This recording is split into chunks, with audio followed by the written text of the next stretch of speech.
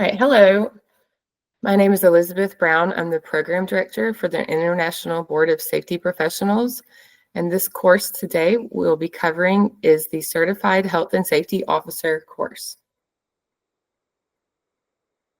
We have a lot of content to cover today. As you can see, we'll be going over advanced safety principles, the importance of safety leadership, how to conduct risk assessment and manage your risk. We'll discuss safety management systems, emergency response plans, incident investigation and analysis, compliance and regulatory oversight, health and safety training, safety audits and inspections, behavior-based safety, occupational health and hygiene, root cause analysis, safety culture and how to promote it, safety data management, and then how to implement continuous improvement strategies into your organization. All right, we have some statistics here that relate to kind of driving home the point of why safety is so important for us to focus on. The International Labor Organization estimates that there are more than 2.3 million fatalities in the world every year due to occupational accidents and work-related diseases. It's also estimated that over 337 million workers sustain injuries and over 160 million cases of work-related diseases are reported. And that's, to me, a mind-blowing numbers to consider that this many people go to work and don't come home at all, or they don't come home to their families in the way they went to work. They come home injured or have contracted or gotten some kind of disease due to their work environment. But in addition to these really high amounts that have been reported, many accidents at work go unreported, and most occupational diseases remain undiagnosed. So there is what we consider a gross underreporting. So to me, the big tragedy here is that people are trying to go to work and provide for their families, and they're either getting injured, ill, or even worse, or dying while they're at work. But in addition to that, the cost to companies is huge. The cost to countries even can make up 4% of their gross domestic product. And we can't even begin to measure the cost that this is to the worker and their families. So just with these simple facts, I hope that you can see what an important role that you're playing and that you will play as a certified safety and health officer. So just some basic understanding of safety at the workplace. So your goal as a safety and health officer is to protect people from physical injury. Some examples we can see in these pictures here. We want to help avoid any type of injury, but some common ones that we see in workplaces are cuts, crushes, amputations, and you can see we've got some electrical shock, contact with heavy equipment, slips, trips, falls. These are all, unfortunately, some common risk of hazards that we have in the workplace. So in workplaces, there is a level of acceptable degree of risk for most workplaces. It's kind of difficult to avoid the risk of a person falling out of their desk chair, as we see in the picture on the bottom right. But if risk is, we want to reduce these risks as reasonably or as low as reasonably practical. So that means that we want to evaluate our hazards, understand the risk, understand the likelihood of the risk happening, what's the severity of the outcome if it were to happen, and we want to mitigate these risks or do things to control the risk of these hazards occurring and injuring our employees.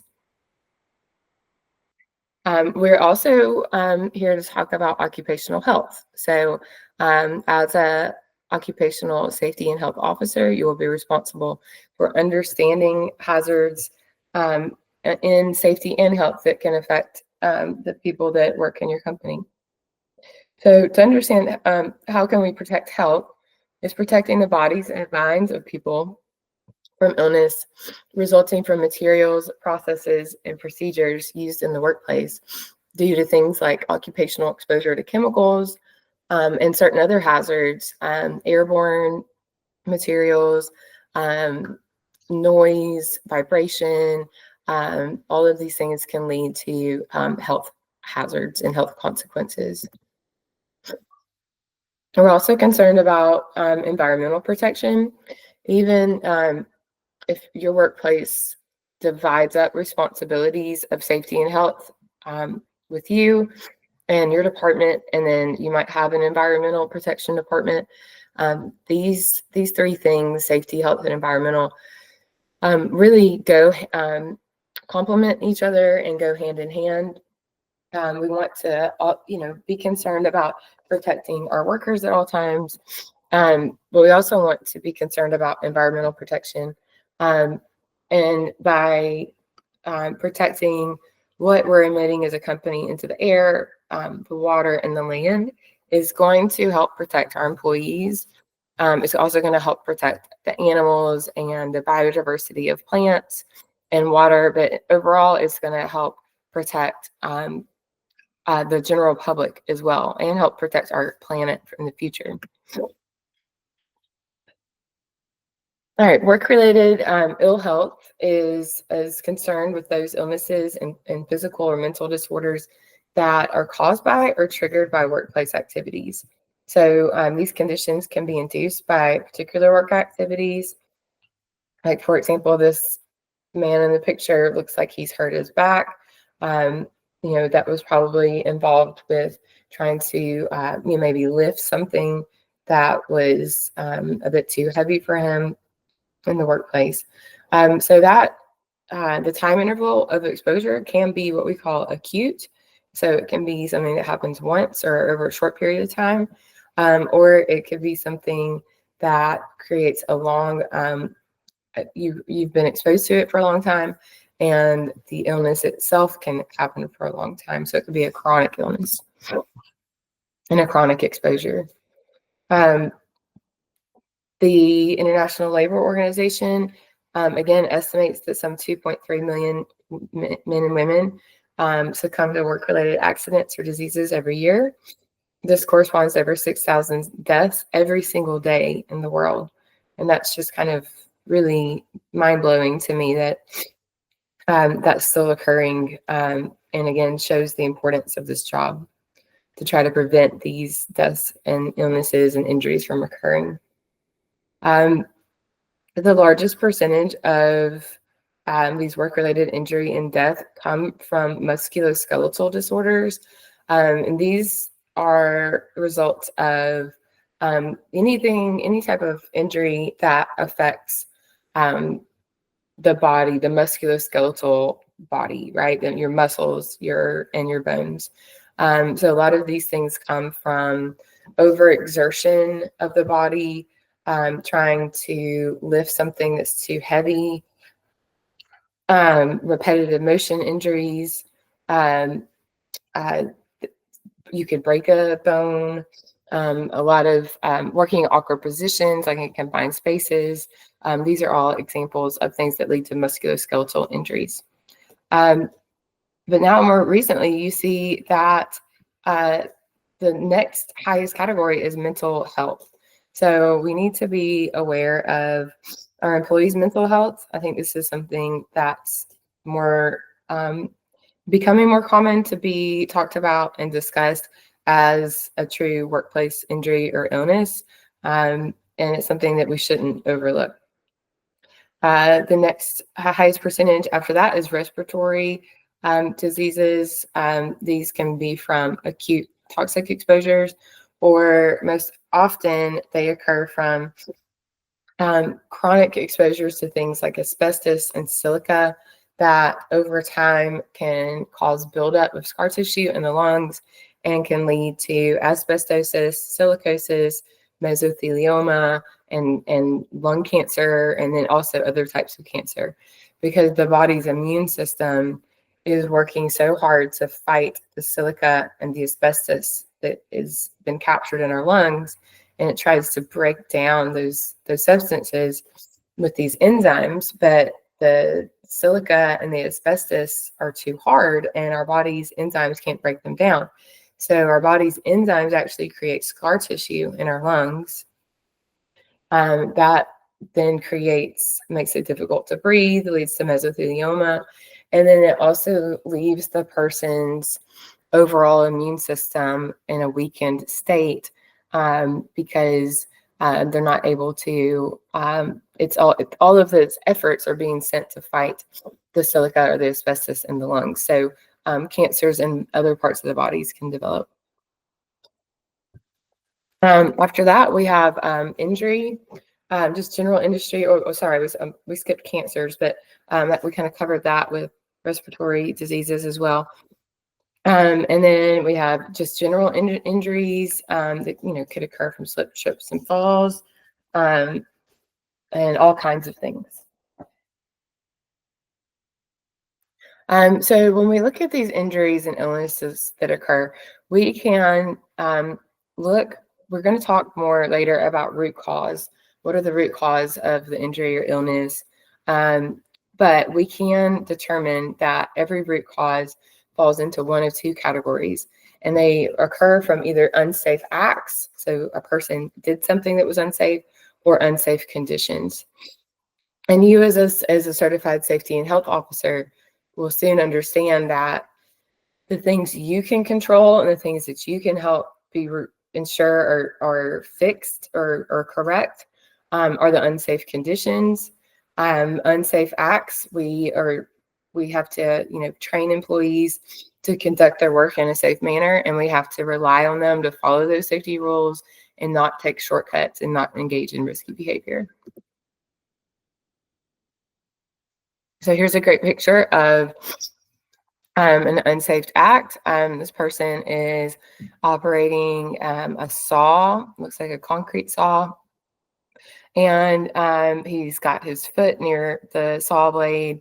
He is wearing a baseball cap and those safety glasses, so he's not wearing head protection or face protection. So he is conducting his work in an unsafe manner, and not making the best decisions. This open manhole cover or sewer cover behind him is what we consider an unsafe condition. So he maybe didn't contribute to that hole being open, but it is an unsafe condition for him. However, I think we all could agree that someone's unsafe act of leaving that cover open could have lead to that unsafe condition. So you can see that the majority of workplace accidents can be boiled down to or found that the root cause is an unsafe act. So let's talk about a minute about these terms hazard and risk. These are terms that are often thrown around and used interchangeably. However, they are quite different. So the hazard is something that has the potential to harm you. So as you can see here in this picture on the left, we are a person standing outside at maybe the ocean, and there's a shark swimming around. There's a shark swimming around the ocean, but it's not bothering me if I'm just standing here right on the side of the ocean. Or probably even swimming in the ocean. I don't really have a high chance of that hazard affecting me. But risk is the likelihood of that hazard causing harm. So what risk do I have of swimming in the water if there's a shark swimming in it? Different people have different opinions about that. All right, so what is occupational health and safety? Occupational health and safety is an area of public health that focuses on injury and illness prevention. We can do that by analyzing trends of injury and illnesses that have occurred in the workplace. And experts in this field use this knowledge to develop and implement strategies and regulations aimed at limiting hazards and how they could lead to physical or mental harm now or in the future.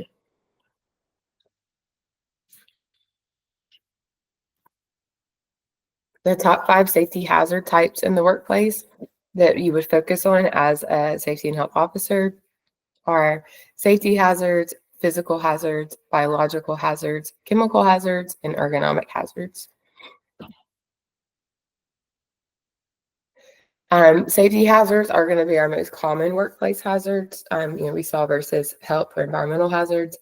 They will occur in most workplaces at one point in time or another, especially in industries where people work with heavy machinery. Safety hazards can include, we saw very, very common cause of fatalities in the workplace are slip, trip, and fall hazards. These could be caused by cords running across the floor or oily or wet floors and blocked aisles. We also see falls from people falling off roofs, ladders, stairways, other elevated work surfaces. Electrocution can be caused by frayed cords, improper wiring, missing ground pins on our electrical plugs. Also, like you see in this picture here, we've got this crane on the site. So when a crane mast or any piece of equipment comes into contact with those overhead power lines, that can be definitely an opportunity for electrocution. Moving machinery parts and unguarded machinery, struck by objects, so falling objects from above or thrown by a machine, and also hazards with confined spaces. Physical hazards are going to include environmental factors that can harm the body even without physical contact. So they affect those who work in extreme weather conditions very often, exposure to sun rays, ultraviolet rays, extreme heat, constant loud noise from running equipment, exposure to radiation, even, back again to slip, trip, and fall hazards with scattered materials, unsecured ladders, cables, slippery floor.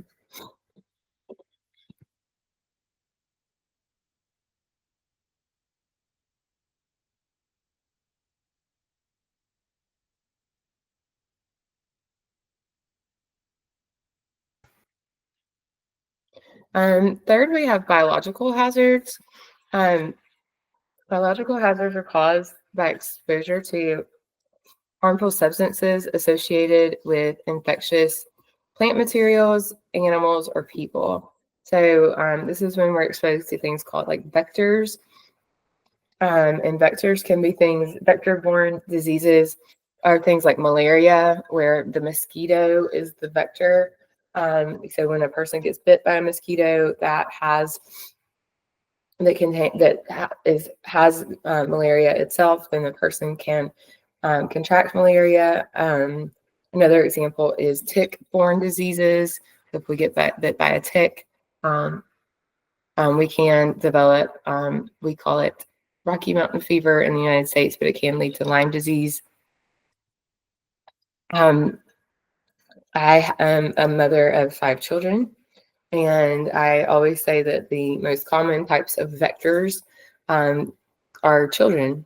So if you also happen to be a parent or are around small children, especially, you know that children, they go to school and they play together and touch each other and they get each other's germs, and then they come home and they do the same thing at home, and then the whole next thing you know, the whole house has caught a cold or the flu.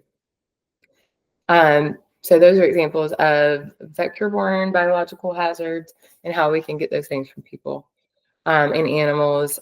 Certain plant materials too can, like right now, I personally have really bad allergies from plant materials. So you'll have to excuse me if you've noticed that. But we also can be exposed to, there can be issues with bacteria and viruses that can be from fungi, animal droppings. We talked about insect bites and different types of plants. So we just need to be aware of our workplace and what potential hazards in terms of biological hazards there may be.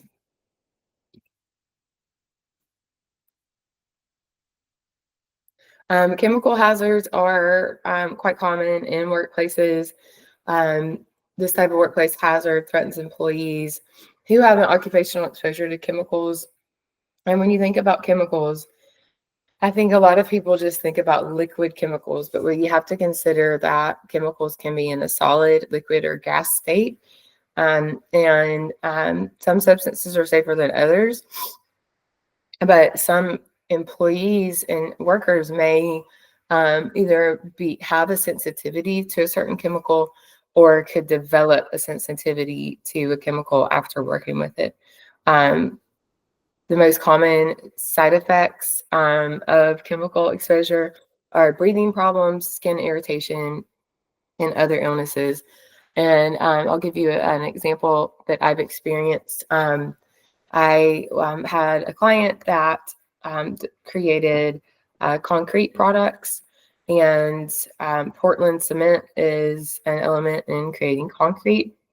And if you look at the safety data sheet for Portland cement or learn about it, people can develop sensitivities to Portland cement over time. So you might have someone that is not initially allergic to it, but then after working with it for some time, starts to develop skin irritation. And so that worker would need to either be moved to a different job where they're not exposed to the Portland cement, or in this situation, that wasn't possible. And so he wore long sleeves and rubber type gloves that went up the arm too, to have double protection when working with that. All different types of chemicals to consider. Of course, liquids such as paints, cleaning products, acids and solvents, vapors and fumes from solvents and welding, gases such as propane, carbon monoxide, helium, acetylene. Excuse me. Excuse me. So those allergies again. Flammable materials such as petrol, diesel, and other types of explosive materials, and pesticides. We also can have ergonomic hazards. So these can affect employees across all industries. So as you can see in this picture here, our typical worker that works at a desk all day, we might not be too worried about him, because compared to our employees that work out in the manufacturing facility where there are a lot of hazards. But there are definitely hazards that employees can experience, and ergonomic hazards in a desk and work environment. It's been shown that this idea of chronic sitting or sitting for extended periods of time can cause severe damage on the body. And if you think about it, it makes sense, because our bodies are meant to be moving so that our blood can flow, and our breathing rate helps to bring in, when it's elevated a little bit, helps to bring in new oxygen to then oxygenate the blood and then have that blood move around. And when we sit for long periods of time, that blood is not circulating in the way it needs to. We can also, a lot of people that work desk jobs and type on the computer a lot, this is actually considered a repetitive motion disorder, and they can develop carpal tunnel syndrome, which is kind of a tendonitis and swelling of the carpal tunnel area in the wrist. And employees can also experience lower back injuries. So, but we do also need to look at ergonomic hazards for our workers in the workplace, outside of the office too. When we're going to talk about safety audits, but when we do safety audits, looking for areas where people are working in awkward positions, they're having to work with vibration tools frequently, they have to do frequent lifting or use too much force. These are all also signs of ergonomic hazards. So who's responsible for managing occupational health and safety? Ultimately, it's the employer, or the owner or top level management of the company. But they typically delegate these tasks to a safety and health officer, a safety and health manager, a team of people that have been, trained on the recognition of hazards and how to control risk. I personally think that everyone is responsible for safety. And when you can create a culture where there's a collective responsibility for our own health and safety and everyone else's, then that will help the organization overall have a healthy safety environment. All right, so we're going to talk about implementing an occupational health and safety management system. And this ties into what we were talking about with the last slide, because when we have a documented occupational health and management system, this becomes a written document that guides our safety management program to ensure that we're engaging workers, we're communicating and engaging top level management, and we're using proactive methods to address our safety programs rather than being reactive only when there's an accident or an injury that we need to address. So top benefits of implementing a safety management system are improving our health and safety performance indicators, reducing costs associated with accidents and illnesses, improving staff relation and morale, so increasing that safety culture, improves business efficiency, improves public image and public relations. It can help to lower your insurance premiums, which can give you also easier access to finance. It's going to increase your compliance with regulatory standards. It's going to improve confidence from the public, from your employees, and it's going to boost corporate and social responsibility.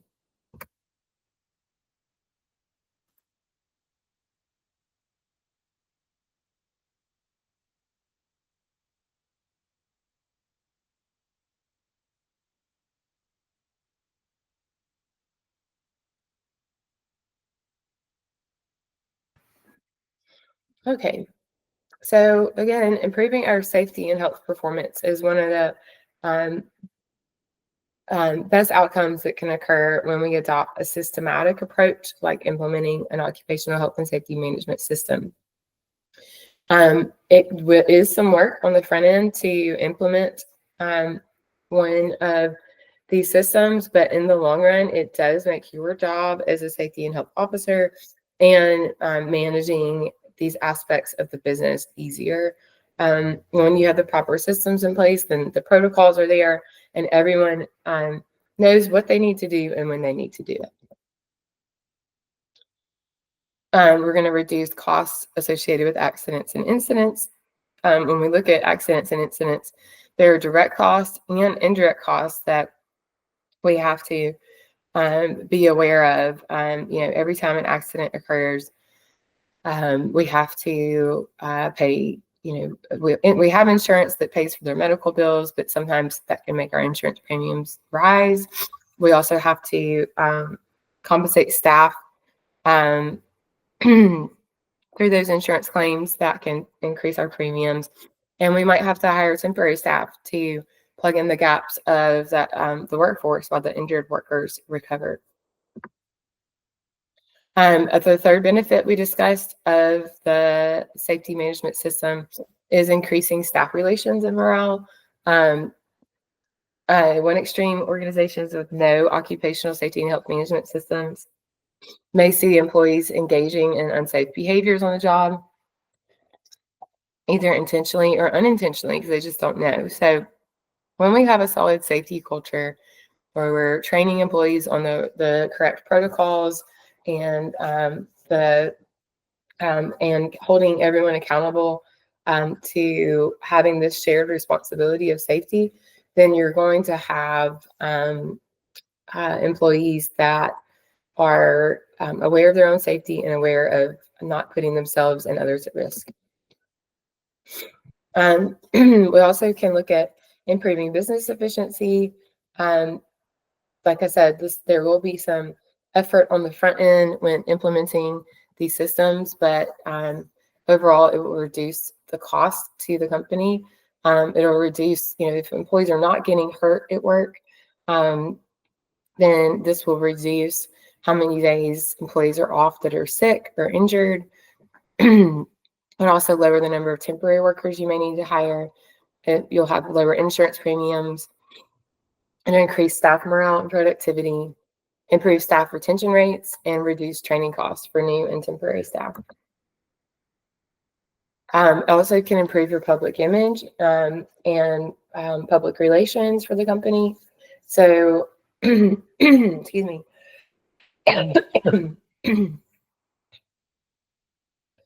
Whoever said that there's no such thing as bad publicity has not worked in public relations for a multinational company. I think I've heard someone like an actor say that there's no such thing as bad PR or bad publicity. But in terms of a company, there certainly can be things as bad publicity. Excuse me. So serious health-related accidents and injuries do become public knowledge and cause irreparable harm to a company's public image. So more often these days, consumers are becoming aware of a company's level of social responsibility to the environment and to their workers and to the public. So consumers are far less likely to trust companies that don't take their employees' safety and health seriously. Of course, if we have fewer accidents and injuries and illnesses that we're having to claim with insurance, then we'll have lower insurance premiums. So we would see, reducing employee turnover, lowering temporary workers costs, but lowering your insurance premiums can be a huge cost savings for companies. Of course, this would also help increase our regulatory compliance in whatever country that you are complying with. Like, for example, in Australia, businesses must immediately notify the regulatory body there whenever a notifiable incident occurs. And I know in the United States with OSHA, we must notify OSHA of and within 24 hours of any serious accident occurring. So an accident that involves a person getting admitted to the hospital, an amputation, or the loss of an eye, we have to notify OSHA of that. And then if there's a fatality or a death that occurs, we have to notify OSHA within 8 hours. And in all of these situations, the regulatory body wants you to notify them of these things occurring so that they can come on site and conduct an investigation to ensure that there isn't an ongoing hazard that could cause these same consequences to other employees.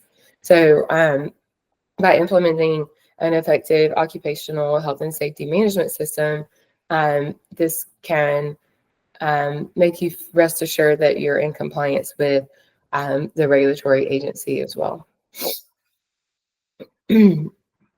Having this safety management system also helps to improve confidence among your staff members. It helps them to feel more protected. It helps them to feel more valued. It helps them to feel more protected that they can go to work and be safe from all of these hazards that we have listed here. It also boosts corporate and social responsibility. Like I mentioned earlier, more and more the public is aware of the social responsibility of a business. And there was a survey that occurred that said that 57% of those surveyed said businesses had a responsibility to ensure that they don't rely on harmful labor practices such as forced labor. So you can see the public is, wanting to value safe and ethical work practices for employees, even if they don't work at that company. All right, so let's talk about some skills that you'll need to be an effective health and safety officer. Health and safety officers are going to have to make decisions on a daily basis. So it's important you have strong decision-making skills. I would suggest, especially in an emergency situation, You know, ensure that you have training on the proper things and actions to take, which equipment is necessary for your workplace. And we'll talk more about emergency response plans, but all of this goes into your safety and health management system. And when we have this in place and you understand it, I want to encourage you to trust your instincts that you are and will be able to make a quick, informed decision that will help um, ensure the safety of your employees in the right time.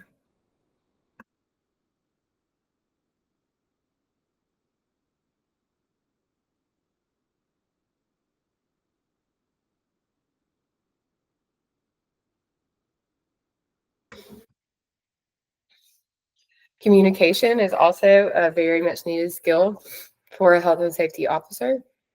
Communication is the ability to convey information clearly and concisely.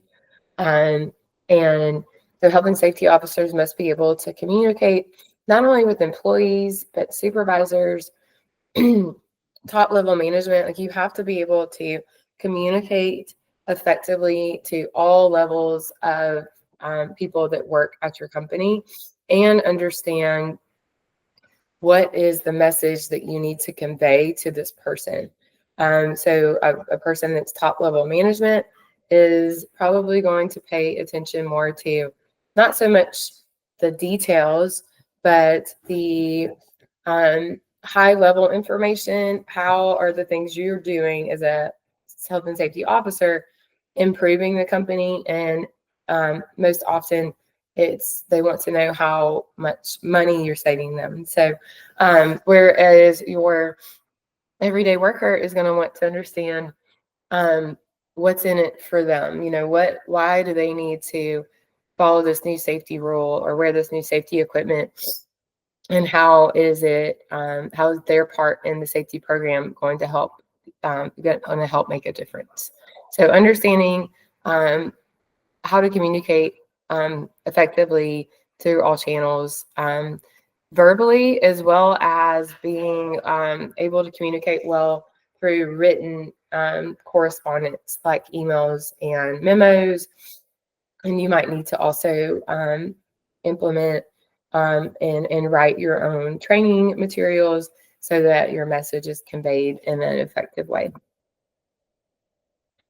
Training. So again, you might have to create training, but you also need to have training in occupational health and safety.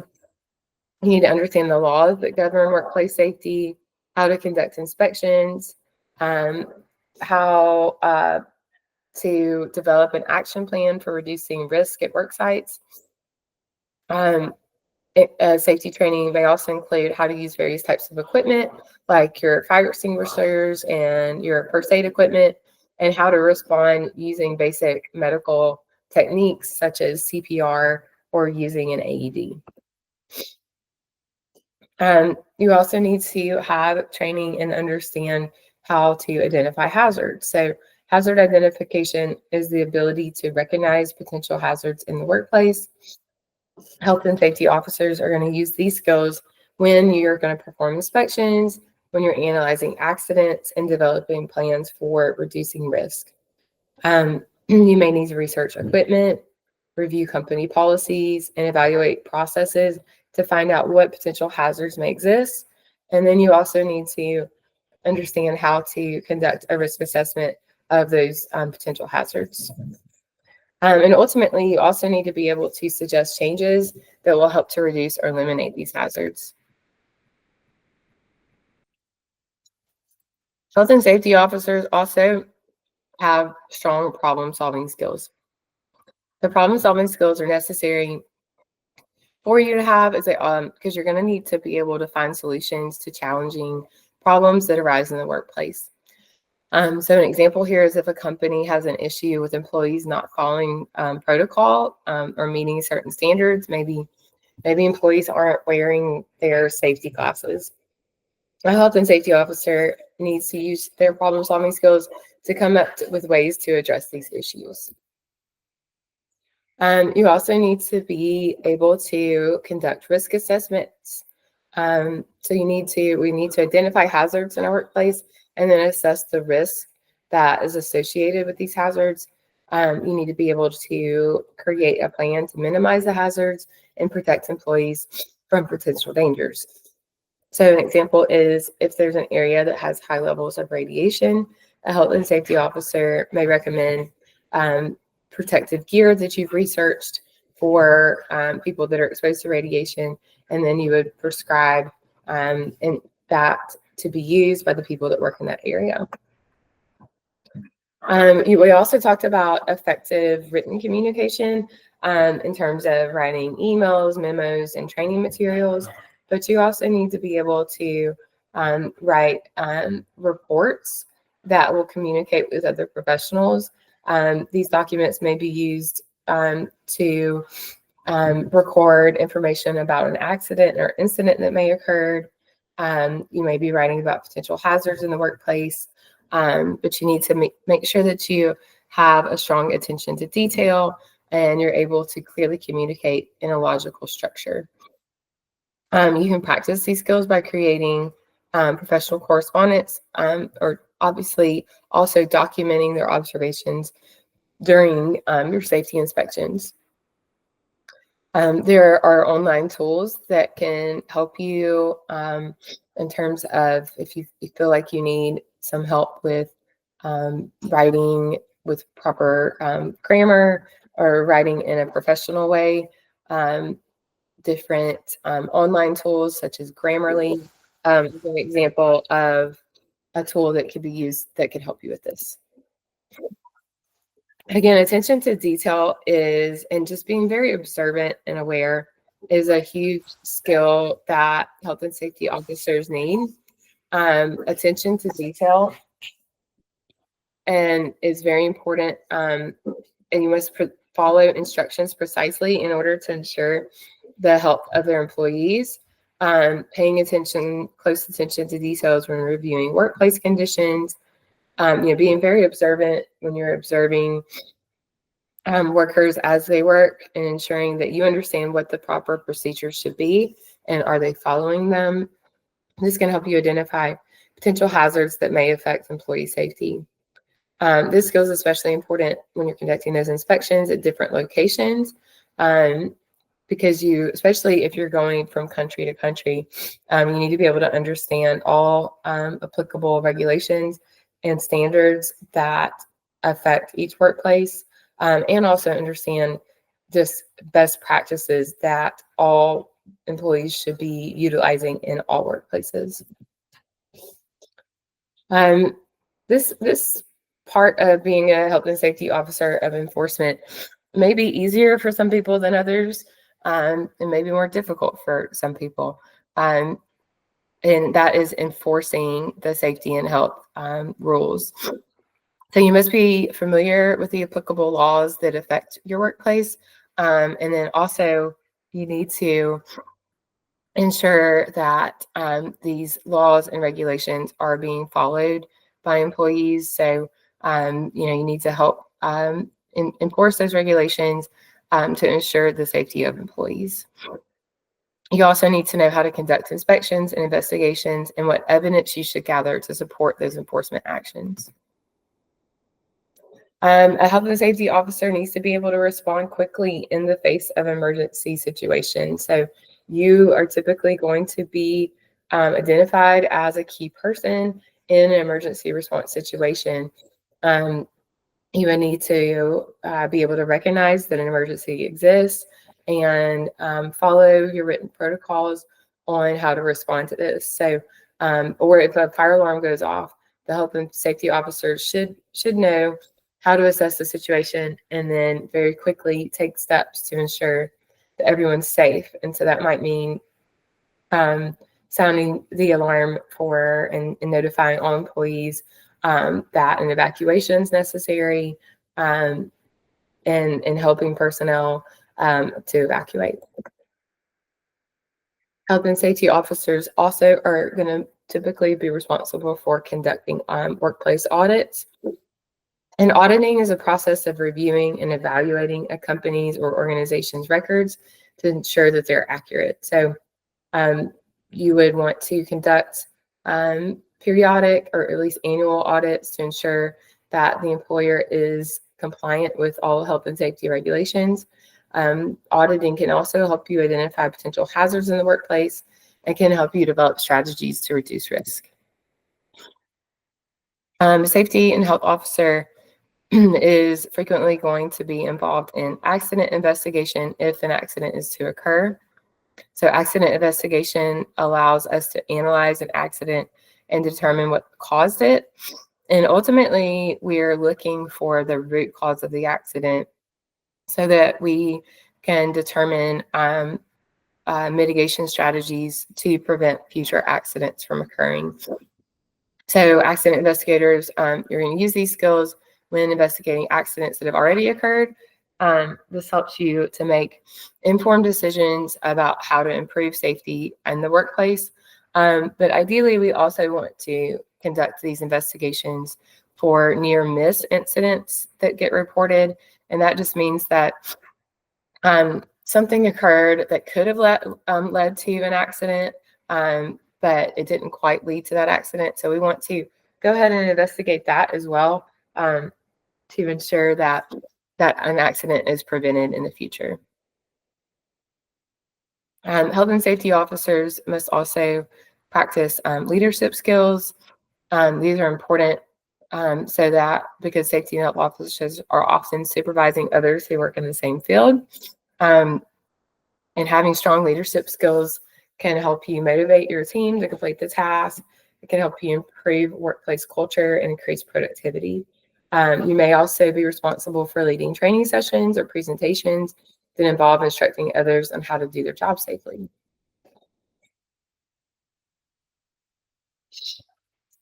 Inspections. So we've talked about auditing, but you'll also be responsible for inspecting a work environment for potential hazards. This is an important part of being a health and safety officer. You'll need to be able to identify any issues that could affect the well-being of employees, such as unsafe equipment and unsafe conditions, as well as being able to identify when employees are performing unsafe acts. So this also requires a strong attention to thoroughness and detail.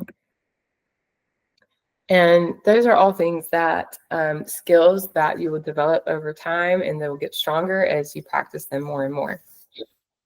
If you're new to being a safety and health officer, it's great to kind of shadow another person, maybe work with the safety and health manager, and be open to learn from them. So we talked about, as a safety and health officer, it's important that you understand the regulations that affect or that your workplace must comply with. These regulations are a body of rules that in most countries are considered law that a company must comply with to ensure the health and safety of their employees. Some apply to all workplaces. We call these like horizontal standards. And others are specific to industries, operations, a substance or material.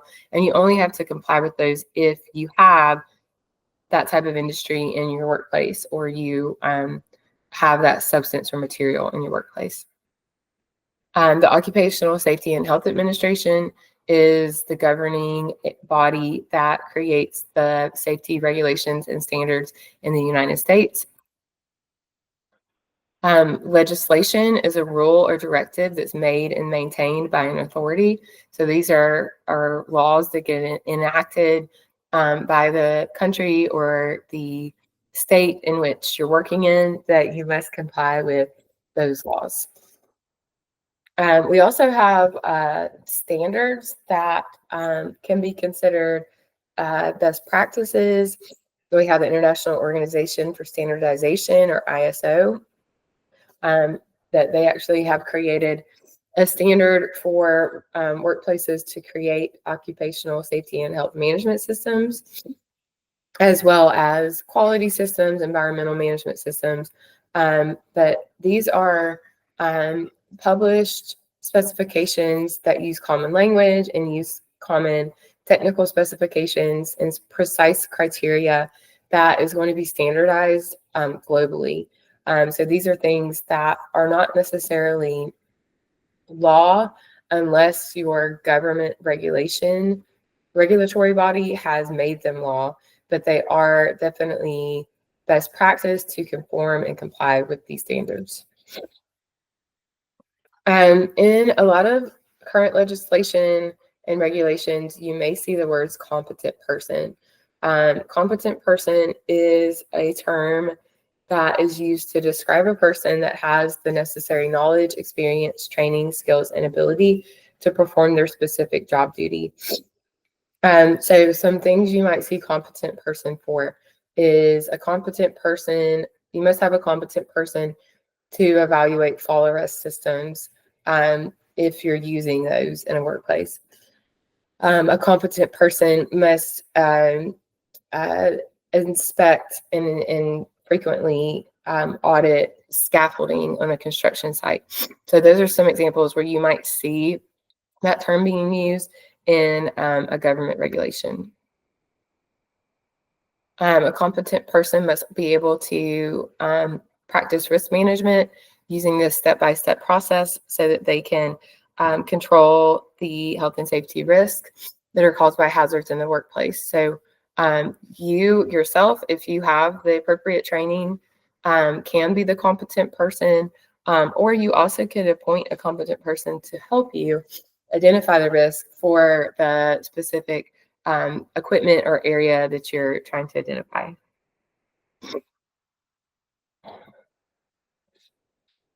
So you and or the competent person you're working with are going to work to identify hazards. You're going to look around your workplace and think about what may cause harm.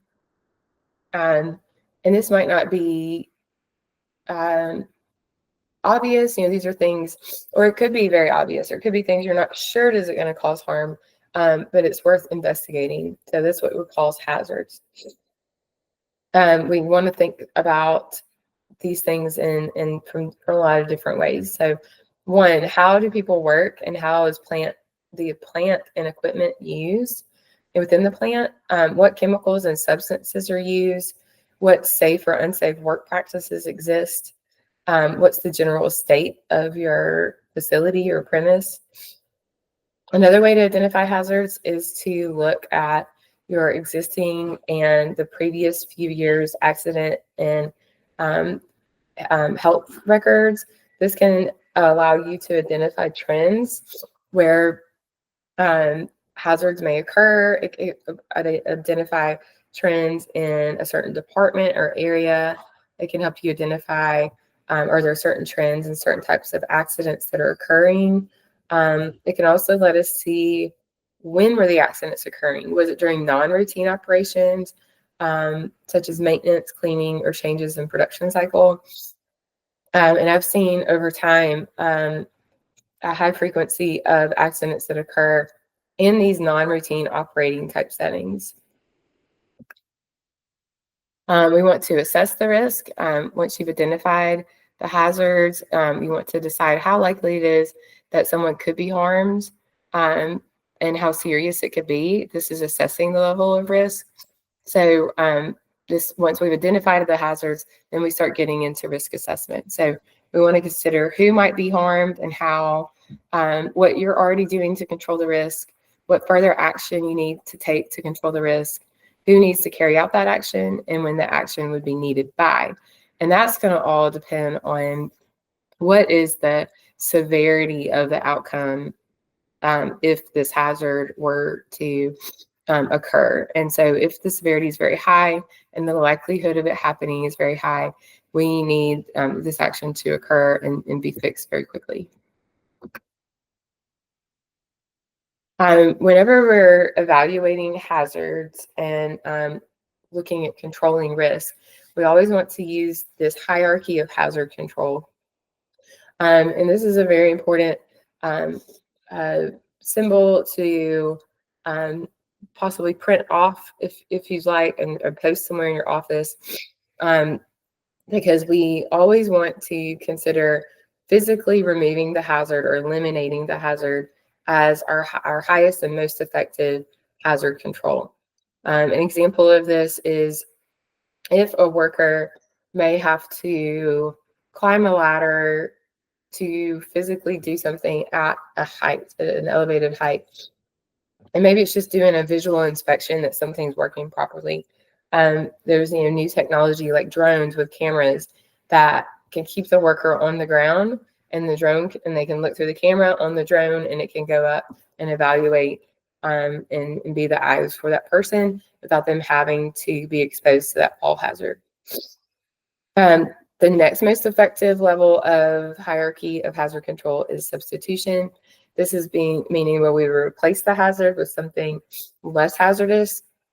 An example of this typically might be a chemical replacement or substitution, where we're able to replace a chemical that's just as effective, for our manufacturing process than the new chemical, but it's less hazardous to the employee. Also, if we can't substitute, then we want to look at engineering controls. So engineering controls isolate people from the hazard,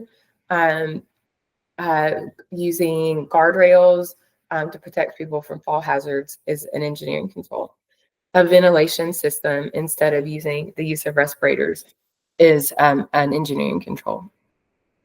So that's always going to be preferred over administrative controls or work practice controls. And that's putting in a process or procedure that changes the way people work.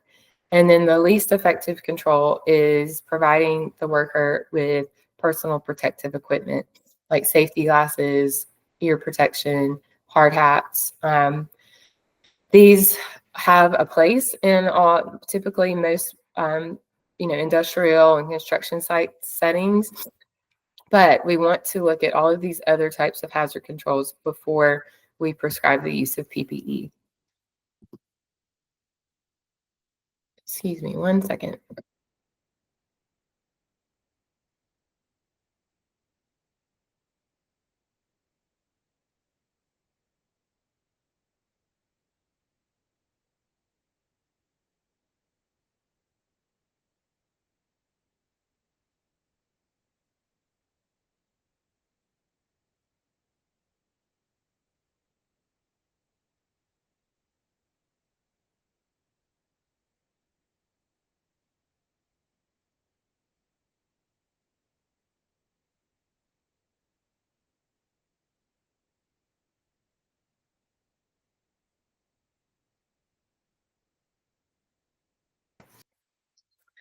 Okay, so risk management is a step-by-step process for controlling health and safety risk caused by hazards in the workplace. Our risk assessment steps here are going to be identifying the hazard, deciding who might be harmed and how, evaluate the risk and decide on the precautions, record your findings and implement the precautions that we're going to use to control the risk, and then review your assessment and update if necessary. So you can see that our risk assessment process is not linear, that it's this in a circle, and it's considered a continuous improvement process.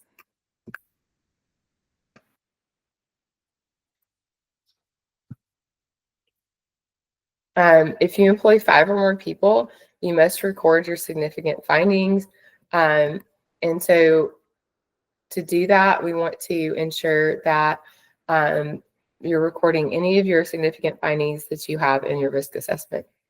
So, what was the hazard you identified? What was the severity and likelihood of it occurring? And then what are you doing to prevent or control that hazard? And this also is going to be determined by what reasonably practical means. So we're trying to control the hazard to what's reasonably practical. So we're going to put hazard controls in place that we've identified. You're not expected to eliminate all risks, but you need to do everything that's reasonably practical to protect people from harm. So we have to balance, what's our level of risk that is acceptable against the measures needed to control the risk in terms of money, time, and effort. Again, if we want to record our findings, if we employ 5 or more people, you must record your significant findings. That's going to include the hazards and things that may cause harm, who might be harmed by the hazards and how, and what are you doing to control these risks. We want to review the hazard controls that you've implemented, just to make sure that they're working, of course. You want to review them also if something tells you they're no longer effective. If someone has an injury in that same area where you've implemented a hazard control, then you want to determine, why did that occur? Is the hazard control not effective? So you need to go back to that risk assessment process. Also, if there are changes in the workplace that could lead to new risks, such as changes in staff, process, substances, or equipment being used. And then, of course, also we're going to consider a review if a worker reports a concern, or if there's been any accidents or near misses. All right, so a lot of the work we do as a safety and health officer is controlling hazards and preventing injuries from occurring in the workplace. But we do need to be prepared for any reasonably anticipated emergencies that can occur at our work site. And we're going to do this by developing an emergency response plan. This is a thoroughly researched and planned out policy that instructs employees on how to respond to an incident so they're not harmed and operations are minimally impacted in an emergency. So we're going to try to, again, prevent emergencies, but we need to be prepared for them. We need to respond appropriately, and then also have a plan in place for emergency recovery after an incident occurs. You need to ensure that you're using workplace safety communication and reporting across multiple teams. You have to consider if you have multiple departments in your workplace. Also, it's common these days for workplaces to hire subcontractors or contractors, even just to make repairs at the work site. So you have to have a method in place to communicate procedures, protocols to all people on your work site, regardless of who their actual employer is. So some effective ways to communicate workplace safety. One, using that written communication we talked about to communicate your safety policies through regular email communication, like newsletters. Some companies will have like a safety snippet or like a little handout about safety that they post on bulletin boards, or might put in an employee's paycheck so that they have something there. Ensure you have adequate signage throughout the workplace, having really eye-catching, engaging posters and infographics in common places where employees can see them, like where they clock in or clock out, or in the break room, as well in high-risk areas and where PPE might be needed are some good places to have signage. Using pictures and videos, especially in your safety training, these can be effective. Also, some workplaces have televisions posted in those same areas that we talked about, like the break room or near the time clock, where they can rotate through different messages that they want their employees to see. And that can be, pictures and visuals or even videos that help to drive home your message that you're trying to convey. I also recommend holding regular workplace safety meetings, either weekly or monthly, and addressing a different safety topic each time. This can also help to meet your regulatory compliance requirement for safety training for different topics. And it also keeps safety at the top of employees' minds. You also want to have the required mandatory training for all new employees, and then regular training sessions based on your regulatory requirements or your company policy. Safety can also be a part of an employee review process. I think this helps hold them responsible for any unsafe acts that they may have conducted, but it also helps to reward those who are creating a safe workplace. Don't skimp on safety gear budget. So, making sure that you're communicating that safety is important by ensuring that employees have um, high quality personal protective equipment, that that shows that you're caring for the employees, it's always readily available. If an employee asks for um, a type of PPE that they feel would make their job safer, and it seems reasonable to you, and then buying that does definitely show employees that you care. Um, Conducting routine safety checks. It's better to find safety hazards earlier rather than it's too late after a worker's been injured. So, as a safety and health officer, your role should be to be walking out around the work environment frequently, ensuring the workers are in their PPE and practicing safe work habits, as well as making sure that there's safe work conditions with equipment being utilized safely. Also, sharing case studies and incident reports, especially after an accident or an emergency occurs, being transparent and giving those real life examples of situations that happen, and then also what you're doing as a company to control those hazards in the future, kind of brings that safety message closer to home, and lets them know that you're being proactive to keep them safe. All right, so let's look at some effective ways to conduct incident investigation and analysis. In 1966, Frank Bird contributed to the theory based on his analysis over 1.5 million accident reports. He produced a new triangle that showed a relationship that one serious injury accident to 10 minor injury accidents to 30 damage causing accidents to 600 near misses. And then Heinrich also, like Bird, claimed that the majority of accidents could be predicted and prevented by acting on minor incidences, and especially those near misses and the behavior of employees. So from this, you can see that being proactive and analyzing minor incidences and near miss incidents can help us to prevent these serious injury accidents from occurring. So, and here, this triangle is even further developed by DuPont as their safety pyramid that shows that one fatality, for every one fatality that occurred, there were 30 serious disabling injuries.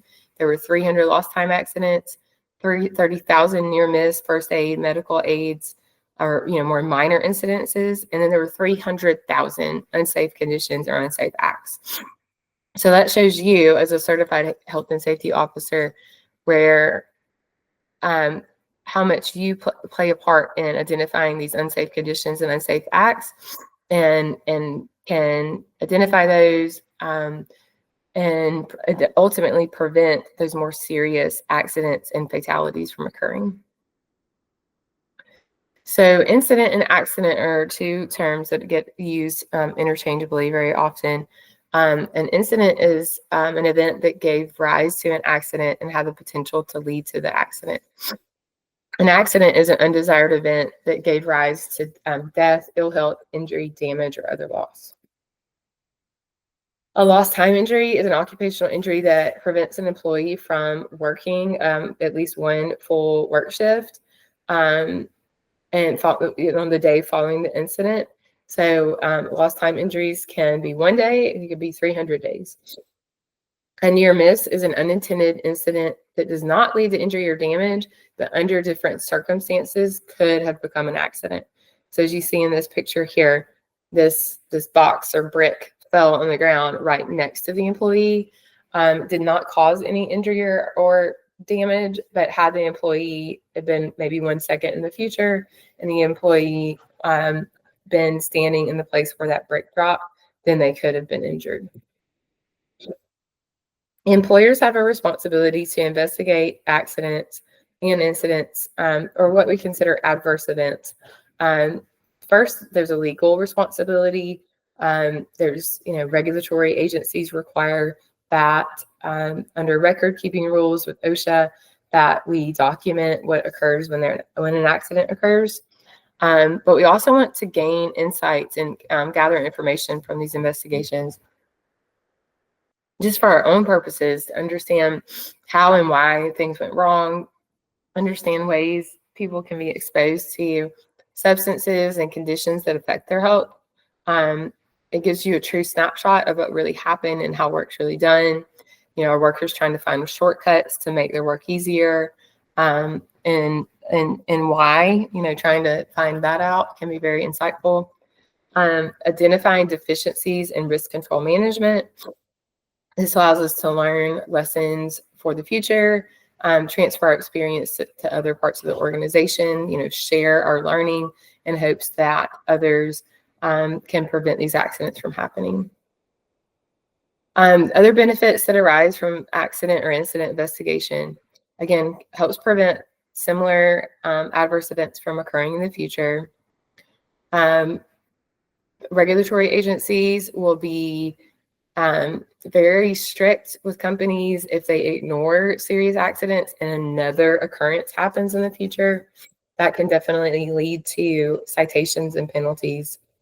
It also helps to prevent business losses due to disruption, stoppage, lost orders, damaged reputation, and costs of criminal and civil actions. It helps to improve employee morale and attitude towards health and safety.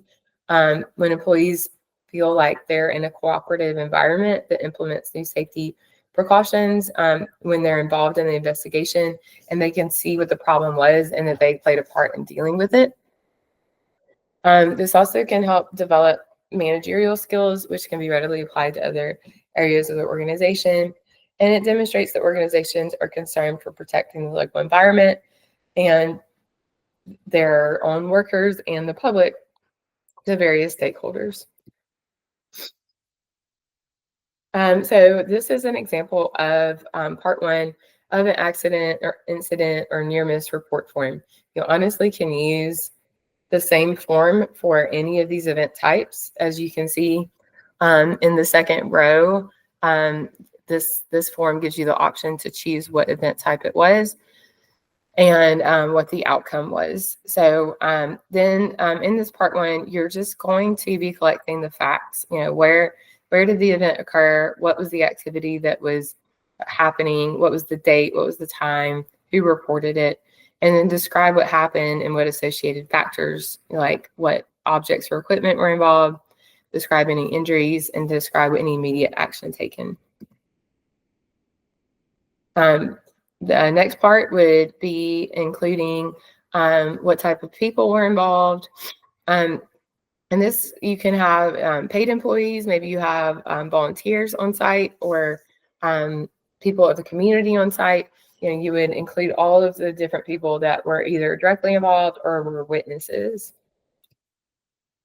In part two, you would want to identify the supervisor and have their our eyewitness account as to what occurred.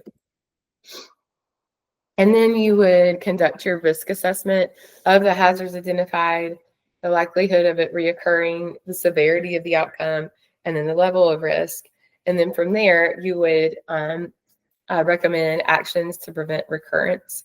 And then that would be signed by you, your position, and then you would get feedback at your next health and safety meeting.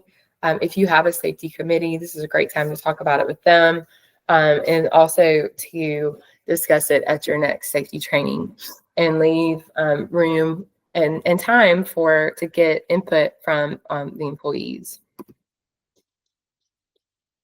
All right, so moving to looking at ergonomics. Ergonomic design. Ergonomics is the science of making the workplace fit the worker, not making the worker fit the workplace. So we're going to design furniture or equipment to keep in mind the person that's using it, so that it makes it easier on the person's body to utilize that equipment. Occupational hygiene is another aspect of worker health that we see in workplaces where we are looking at controlling workplace hazards that can cause harm. It helps to maintain worker well-being and safeguarding the community at large. So it also is a continuous improvement process where we anticipate hazards, recognize hazards, evaluate them, control them, and confirm that our controls are working. And then you see it's a circle here. It's not linear. It's a process that is continually improving. With occupational hygiene, it's important that you, as a certified health and safety officer, know about the toxicology and how various hazardous agents impact the human body, how to conduct measurement methods and equipment instruments, and how to analyze measurements, including statistical analysis, how to evaluate risk and any need for action to reduce exposures. You need to know a wide range of methods of exposure control, including engineering measures such as ventilation systems, containment solutions, and PPE, and then take account human factors and leadership in addition to technical requirements. Everything you need to know about personal protective equipment. So the first thing you need to know is that it is our least effective method of controlling hazards to an employee, because the hazards still exist in the workplace. We haven't done anything to control it, except we're trying to create a physical barrier between the employee and their body from experiencing a risk of harm from whatever it is we're trying to protect them from. It can be, a wide variety of hazards. And we need to make sure that, it's kind of our final line of defense after engineering and administrative controls are insufficient in reducing or eliminating that risk. So PPE safety ensures that work environment for employees and visitors are followed, that safety is paramount across the industries, and using PPE paired with inspections such as workplace inspections and assessments, and also using gap analysis is essential to protecting employees from risk and hazards. Excuse me.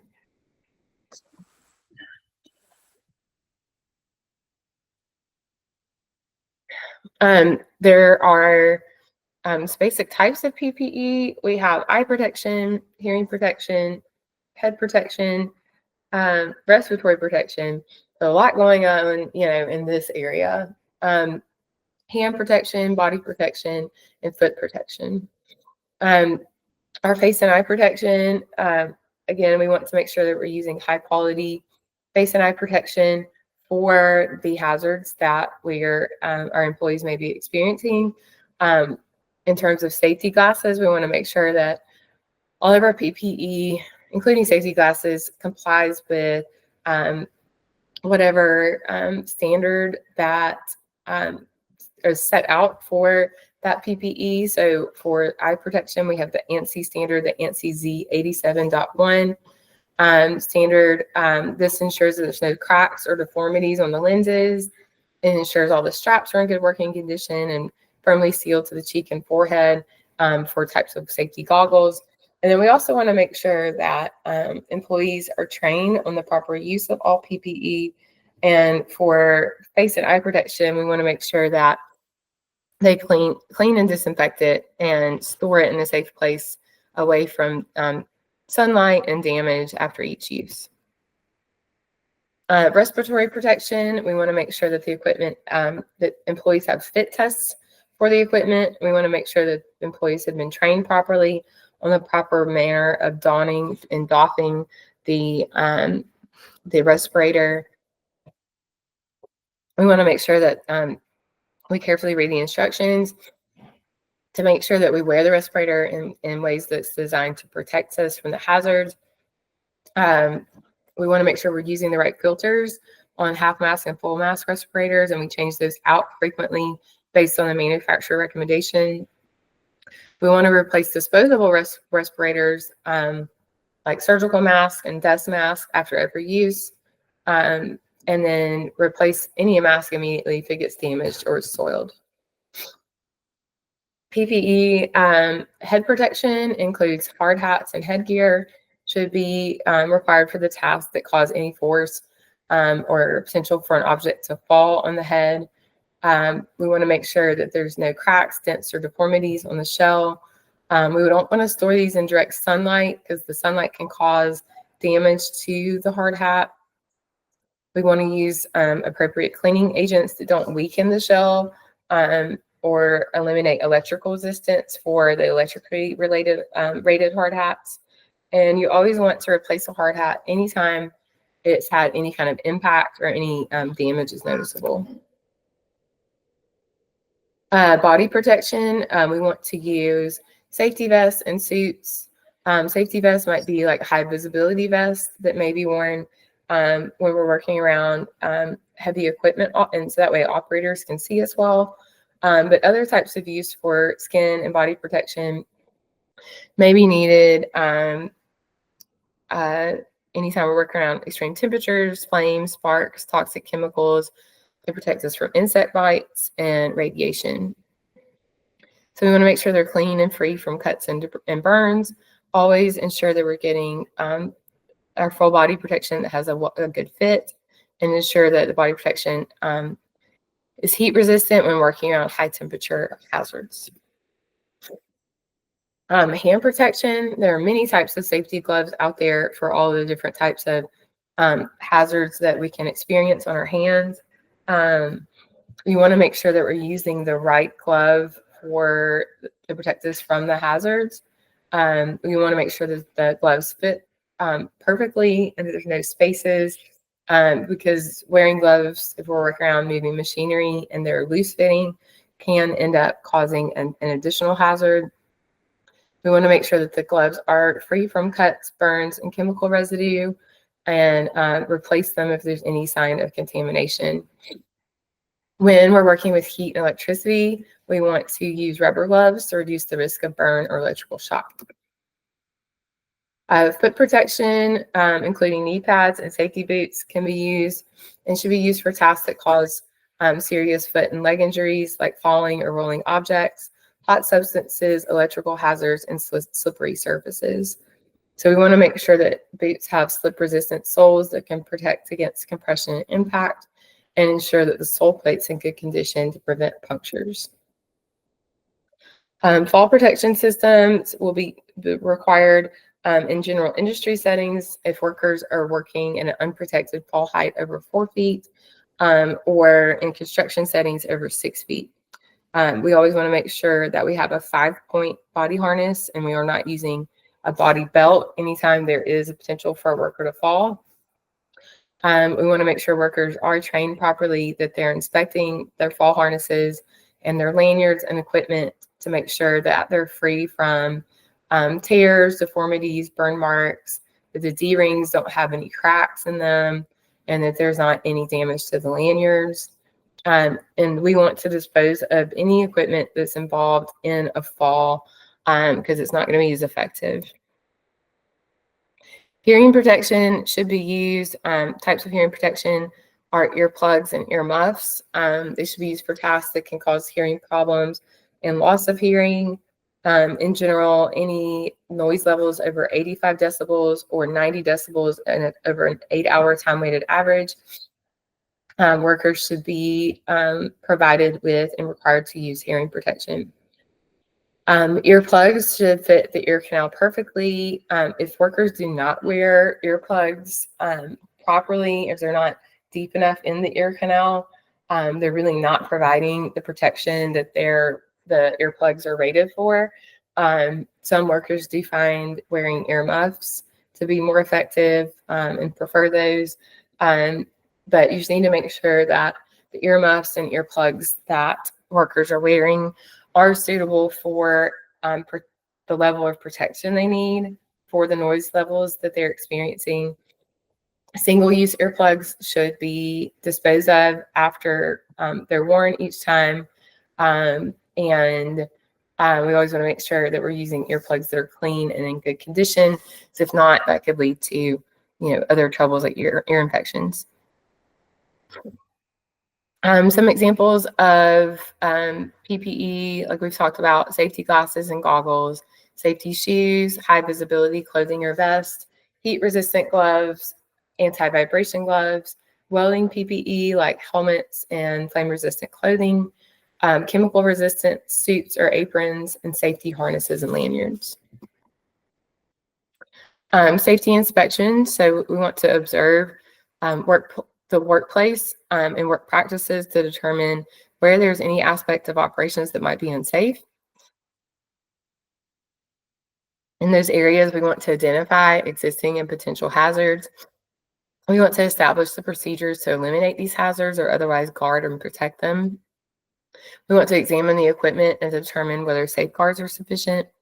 And our safety inspections are going to be conducted by internal personnel or someone who's otherwise familiar with the operation. So this could be you as the certified health and safety officer doing these inspections, but you can delegate these tasks as well.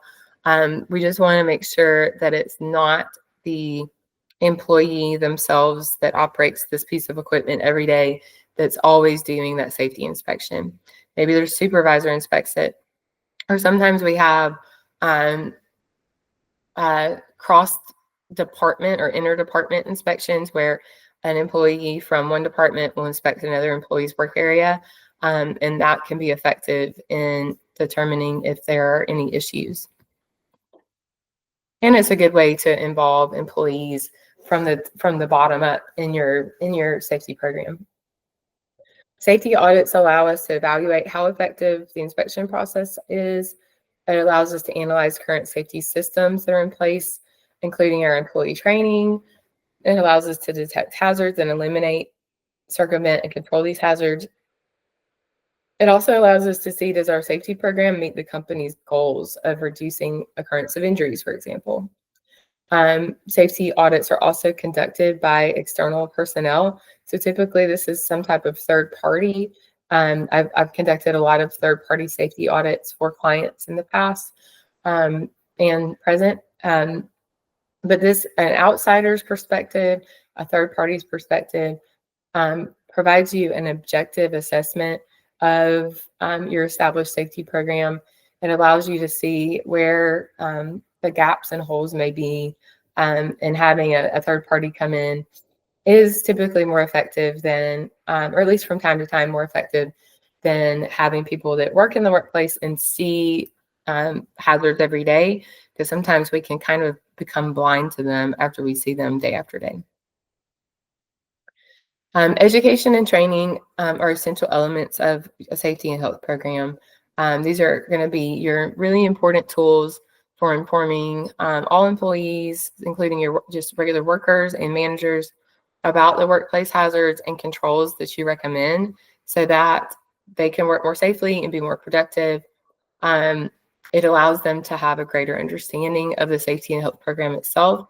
It allows them opportunities to contribute to the program and help develop safe work practices. And when you have workers becoming a part of that development, it definitely helps you get their buy-in in terms of implementing these new processes and procedures. Effective safety training allows your managers, supervisors, and workers to have the knowledge and skills needed to do their job safely, and teaches them how to avoid creating hazards. It also gives them awareness and understanding of workplace hazards and other types of processes and procedures that they may not directly be involved with, like say lockout, tagout, but they might be affected by. So they need to understand what those are so that they can contribute to those processes happening safely. And then there also might be specialized training needed when work involves unique hazards. Once a basic safety and health program is developed, employers can take steps to help ensure that managers and supervisors fulfill their roles in providing leadership, direction, and resources, and that workers are actively participating in the program. Providing program awareness training, doing so, we can train employees, managers, and supervisors on their roles in the program. We want to train workers on their specific roles in the safety program, and then also train workers on hazard identification and control. All right, behavior-based safety. Um, Behavior-based safety is the idea that we have a program in place that gives actual consequences to employee behaviors, or feedback and consequences, and they can be positive and negative reinforcement. So um, some advice for companies that are considering behavioral approaches. Um, I've seen behavior-based safety programs be really effective in some workplaces and then be not so effective in other workplaces. So there's definitely a lot of different programs and structures out there.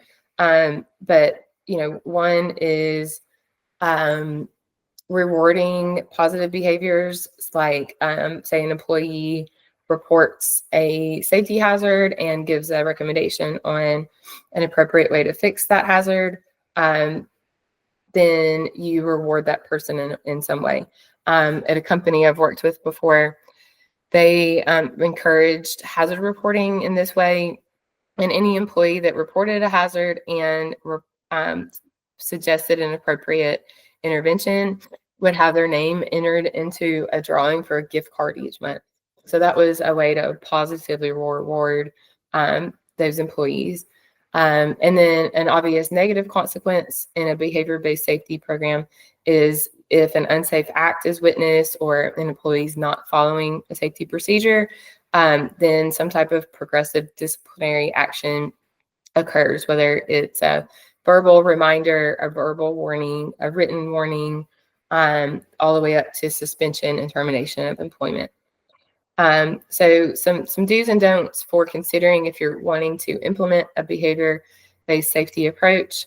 Um, Find out what's going on in your company right now. Talk with management. Learn more about these programs. See if there's one that feels like a good fit, and a good system that might fit in with your company. But you can customize it to make it your own. You want to make sure that participants focus on root causes of behaviors. So it does require like a lot of training, that people aren't just out seeking to get each other in trouble. Network with others, learn about alternative techniques. Some don'ts with behavioral-based safety approaches: don't underestimate that there will be effort and planning required. Don't be over optimistic that this is going to be something that fixes all your problems immediately. Don't get carried away and lose focus on other aspects of safety. Don't believe that the Heinrich triangle works for all occupational ill health, minor personal injuries, and major accidents. Don't bother at all unless you're confident that you already have a strong safety management system in place and a safe workplace, and that senior management can be made to think that it was their idea all along. All right. Some instances may require a permit to work procedure, which is a formal written system that utilizes a document to control work. The work using potential hazard identification and risk assessment. This is typically used in areas where there's high hazards. Maybe you're having to work on high levels of voltage, electricity. And so you would, or hot work permits, confined space work permits.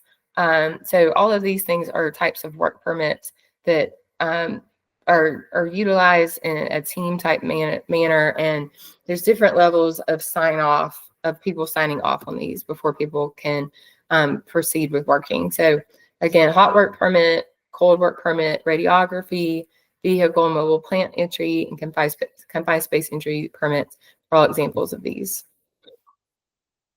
So we talked about those. Toolbox talks. These are a great way, I think, to communicate to employees on a frequent basis about hazards and how to protect themselves from hazards. I've seen a lot of companies implement daily toolbox talks effectively. So it can be 5 minutes or shorter at the beginning of each shift in a small group.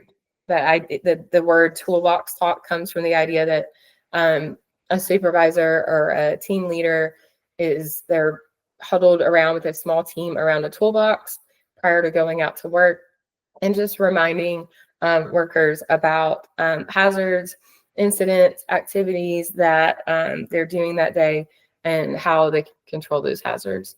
Um, so this helps you meet regulatory compliance, and that it allows employees an opportunity to regularly engage in health and safety discussions.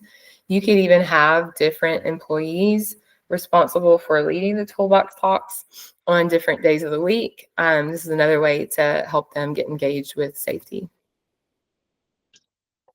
So how to run a toolbox talk, let the team know when and where the meeting is going to be. Again, at the beginning of the workday, works best with most workplaces. Set the scene for the meeting, keep it real, keep it positive. It's an opportunity for positive feedback. It's also we want to avoid criticism. We want it to be positive. But if there is something negative you need to mention, you can do so by kind of sandwiching that between two positive notes. So it shouldn't be a lecture. It should be a way to engage your team. Following an agenda is important as well. Have some things in mind of what you want to cover for that meeting. And then you want to close the meeting. You want to thank the team for their time and let them get to work. Again, 5 minutes or less is ideal for these meetings.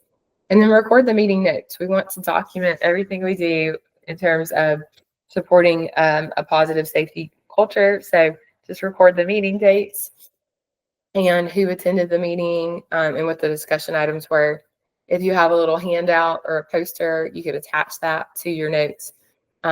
You also, if employees bring up hazards, accidents, or incidents, or something you should consider, you can make those notes and then have those.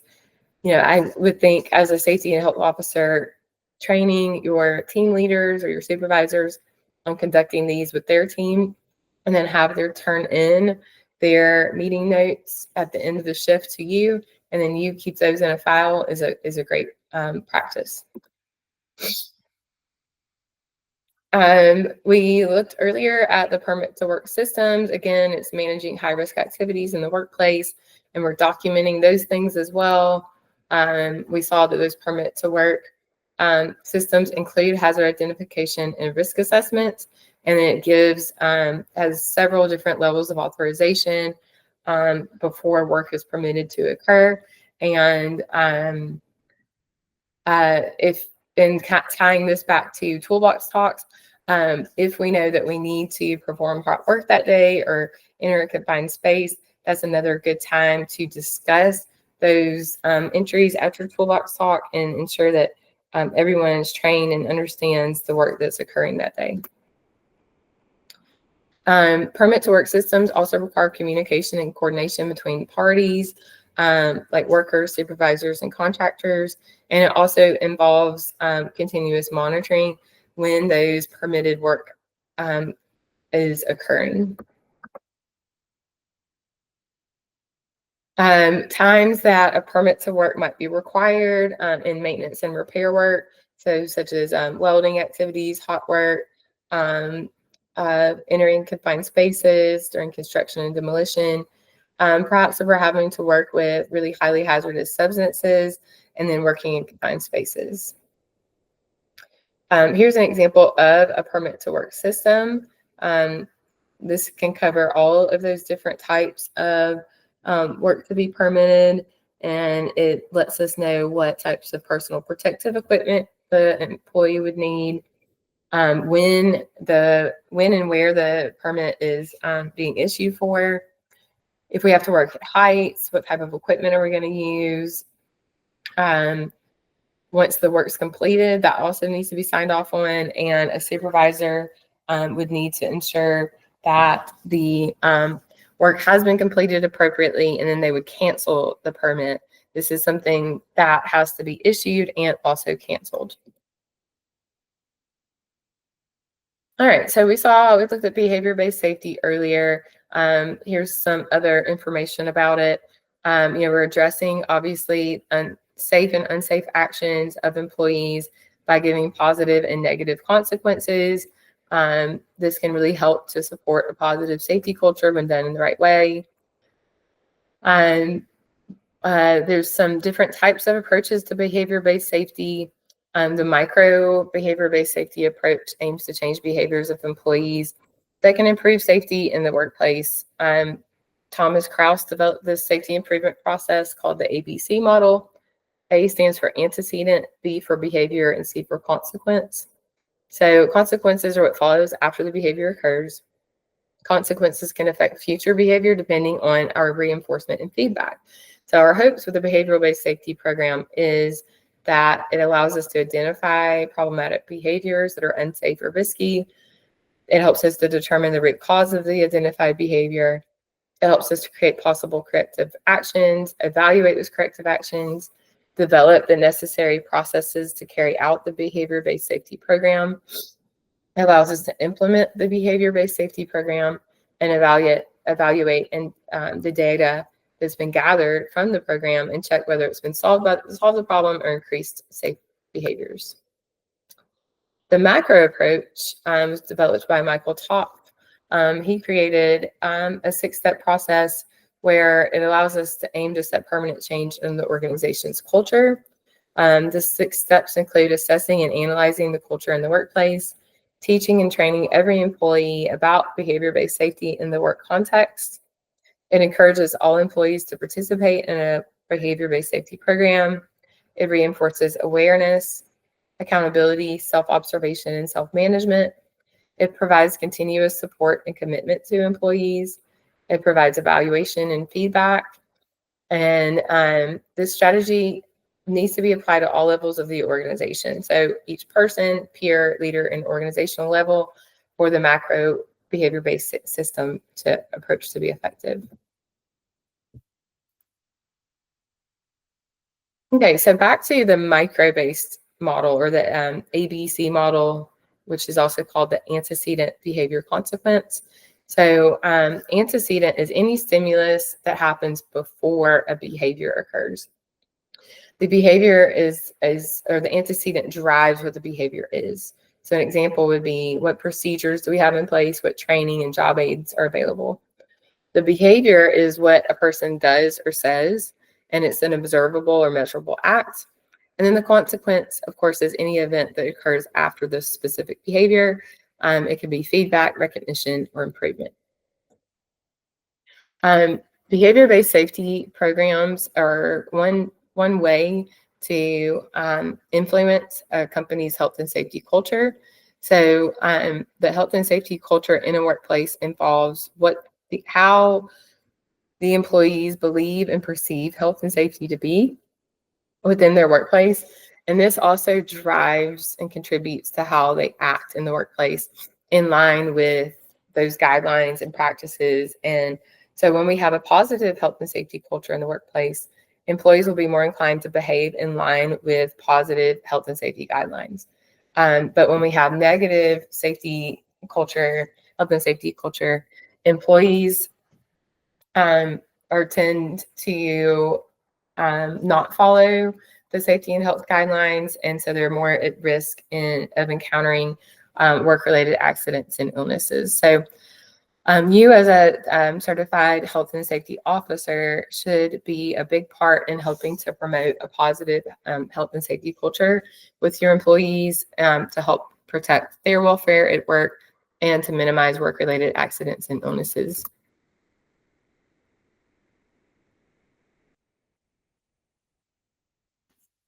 So there's 6 main benefits of a positive health and safety culture at work. It reduces workplace injuries and accidents, which is going to increase employee productivity and decrease absenteeism. And it helps to accelerate a safety culture improvement. It gives you a competitive advantage. It improves organizational reputation, and it provides for better staff retention and a boosted workplace morale. All right, so the first step in any kind of safety management system, which in turn can help improve your workplace safety culture is we need to have a safety data management collection um, means. And so the first step to do that is to identify the data you need to collect. This will vary depending on the specific risk in your workplace, but some common data points include injury and illness reports, hazard assessments, equipment maintenance records, environmental monitoring data, training records, and near misses. Once you have the data you need, you'll need to figure out what data you need to collect, then you'll need to figure out how to collect it. Some different ways are going to just be based on how has your company created documents and data in the past. So maybe paper-based forms, electronic forms, automated data collection systems. It's just going to depend on you getting the knowledge of what exists in your company in terms of how you're going to collect that data. And it might be from all three of these sources. In all that we do, we want to use a continuous improvement model. And you'll see we've discussed that ISO has a standardized system for safety management systems, quality, environmental, and a common thread in their systems is this model of plan, do, check, act. So planning allows us to identify opportunities for improvement and create a plan of action. Do, we want to implement the plan on a small scale. Check, we want to measure that the changes using data to determine if the plan was effective. And then act, so based on the data, either implement the change on a larger scale or cycle back to the previous step if desired results were not achieved. And then this is again a circular process that we follow for that continuous improvement cycle. As I mentioned, this cycle is seen in ISO 45001, which is the Occupational Safety and Health Management System standard. They have 10 clauses that fit into the Plan, Do, Check, Act methodology, which include scope, references, terms, context of the organization, leadership, planning, support, operation, performance evaluation, and continual improvement.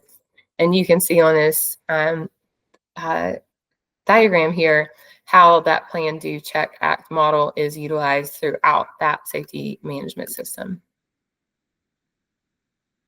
All right, so some work permit requirements, like we've talked about. One is a confined space. You need to know as a certified health and safety manager what a confined space is. A confined space is any enclosure that has limited means of entry and exit, is not designed for continuous occupancy.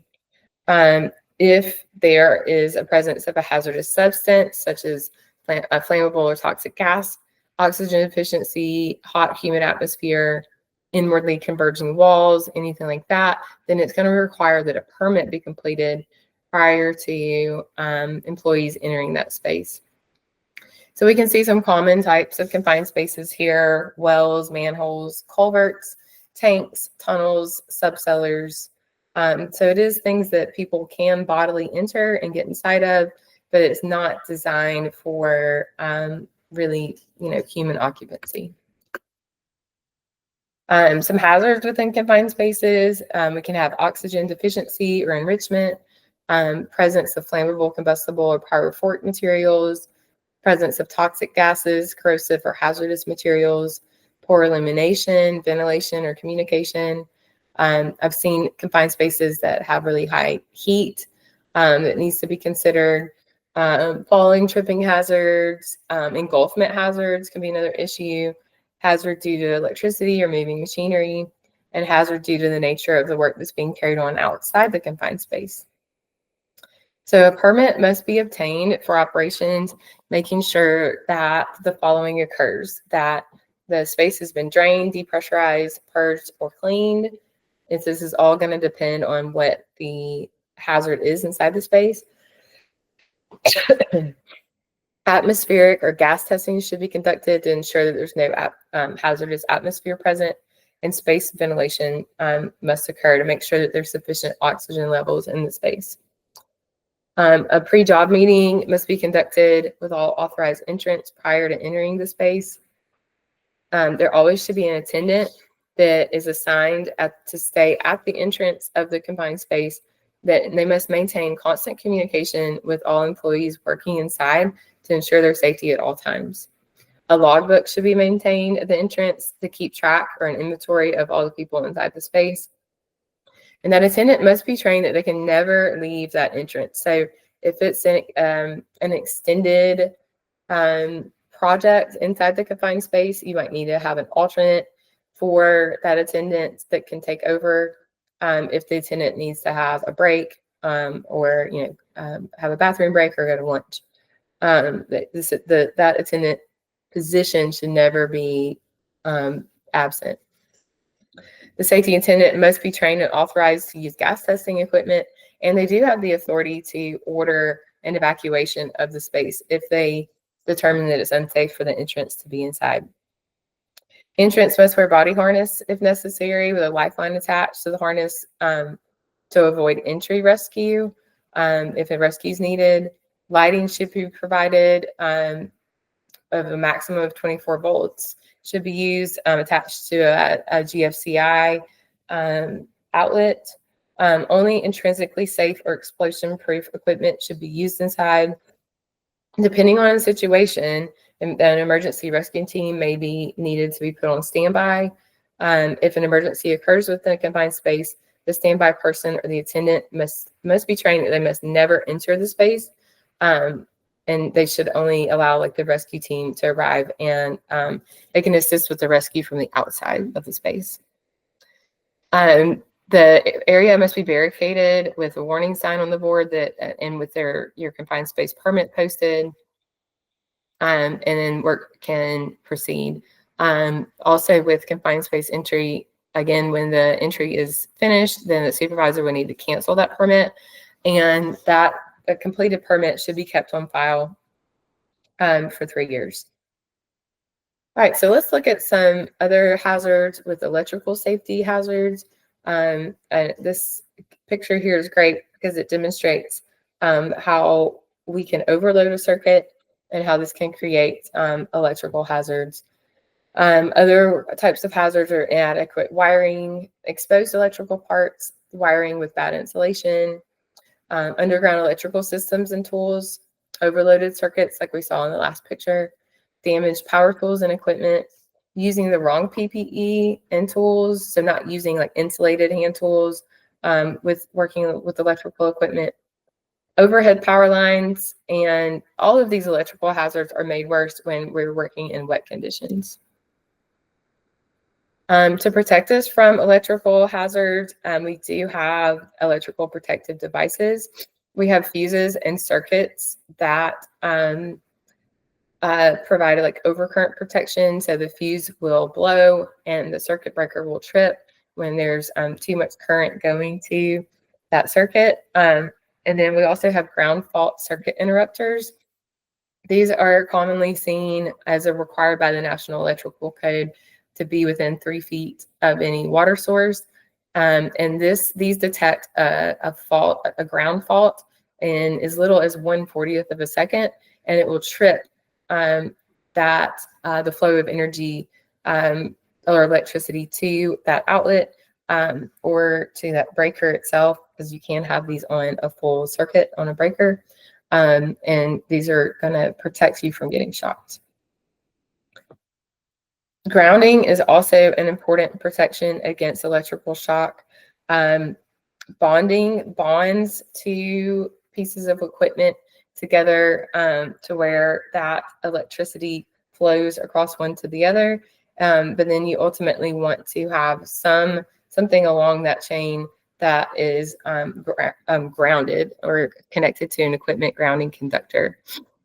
If not, we can experience what we see here in this picture, like a short circuit in a drill, and that is going to end up involving that employee to now has become a part of that electrical circuit, and will receive a shock. So precautions to be taken to avoid electrocution Only authorized persons should be approved by a maintenance team to carry out electrical work. And you'll see in many safety standards that that authorized person should have a sufficient knowledge, training, and experience to be able to perform electrical work. And of course, we're always striving to perform electrical work in a de-energized state. We also want to look to use safety floor mats that have this special insulating rubber that can provide protections, especially when working with switch gears and high voltage equipment. This will protect personnel against electrical shock. We want to have warning tape on top of any buried cables or electrical cable tiles that can provide early warning and notice for excavation work. All portable electrical equipment must be approved and should be either have a 3-prong plug with the grounding prong, or if it does not have that, it should have a symbol on the housing that indicates that it is double insulated. You never want to reach blindly into areas that may contain energized parts, and never enter a space where there's not adequate lighting to where you can't see what you're doing. Accidents can happen, and you don't want to accidentally fall into open electrical equipment. Only industrially rated plugs and sockets should be used for all locations other than inside offices or houses. We should test and measure all equipment used for electrical work using tested, calibrated equipment like voltmeters. We want to ensure that all equipment is grounded and should be attached to a GFCI outlet if we're near, a water source or we're working outside. Every employee should be trained to inspect their electrical equipment before use. We want to make sure that there's no, worn insulation or exposed wiring. There's no damage to the equipment. All electrical panels, junction boxes, pull boxes, and fittings must all have approved covers. This is something I've commonly seen in my own audits that I've conducted, where the knockouts that like on the sides of electrical panels and junction boxes, maybe some conduit got moved, but those knockout holes need to have knockout covers replaced back so that people can't accidentally stick their fingers in to those boxes and be exposed to those live wires. Unused openings in cabinets, electrical cabinets and boxes and fittings must be closed. So if you have an opening in a circuit breaker box, you would need to fill that with a blank rather than just leaving that as an open hole. You never want to overload a circuit. You always want to maintain a safe distance from overhead power lines during any type of outdoor activities that might involve a crane, an aerial lift, scaffolding. Your person, any part of your person, and any part of the equipment you're operating, especially the boom of a crane, the metal and scaffolding, any part of an aerial lift, should not come within 10 feet. That's the minimum, is 10 feet of an overhead power line. That's just the general rule of thumb. But if you're working around very high voltage power lines, especially the really large transmission lines, this may require an even smaller safe distance. And that table can be found in the OSHA standards in subpart S and the 1910 general industry standards.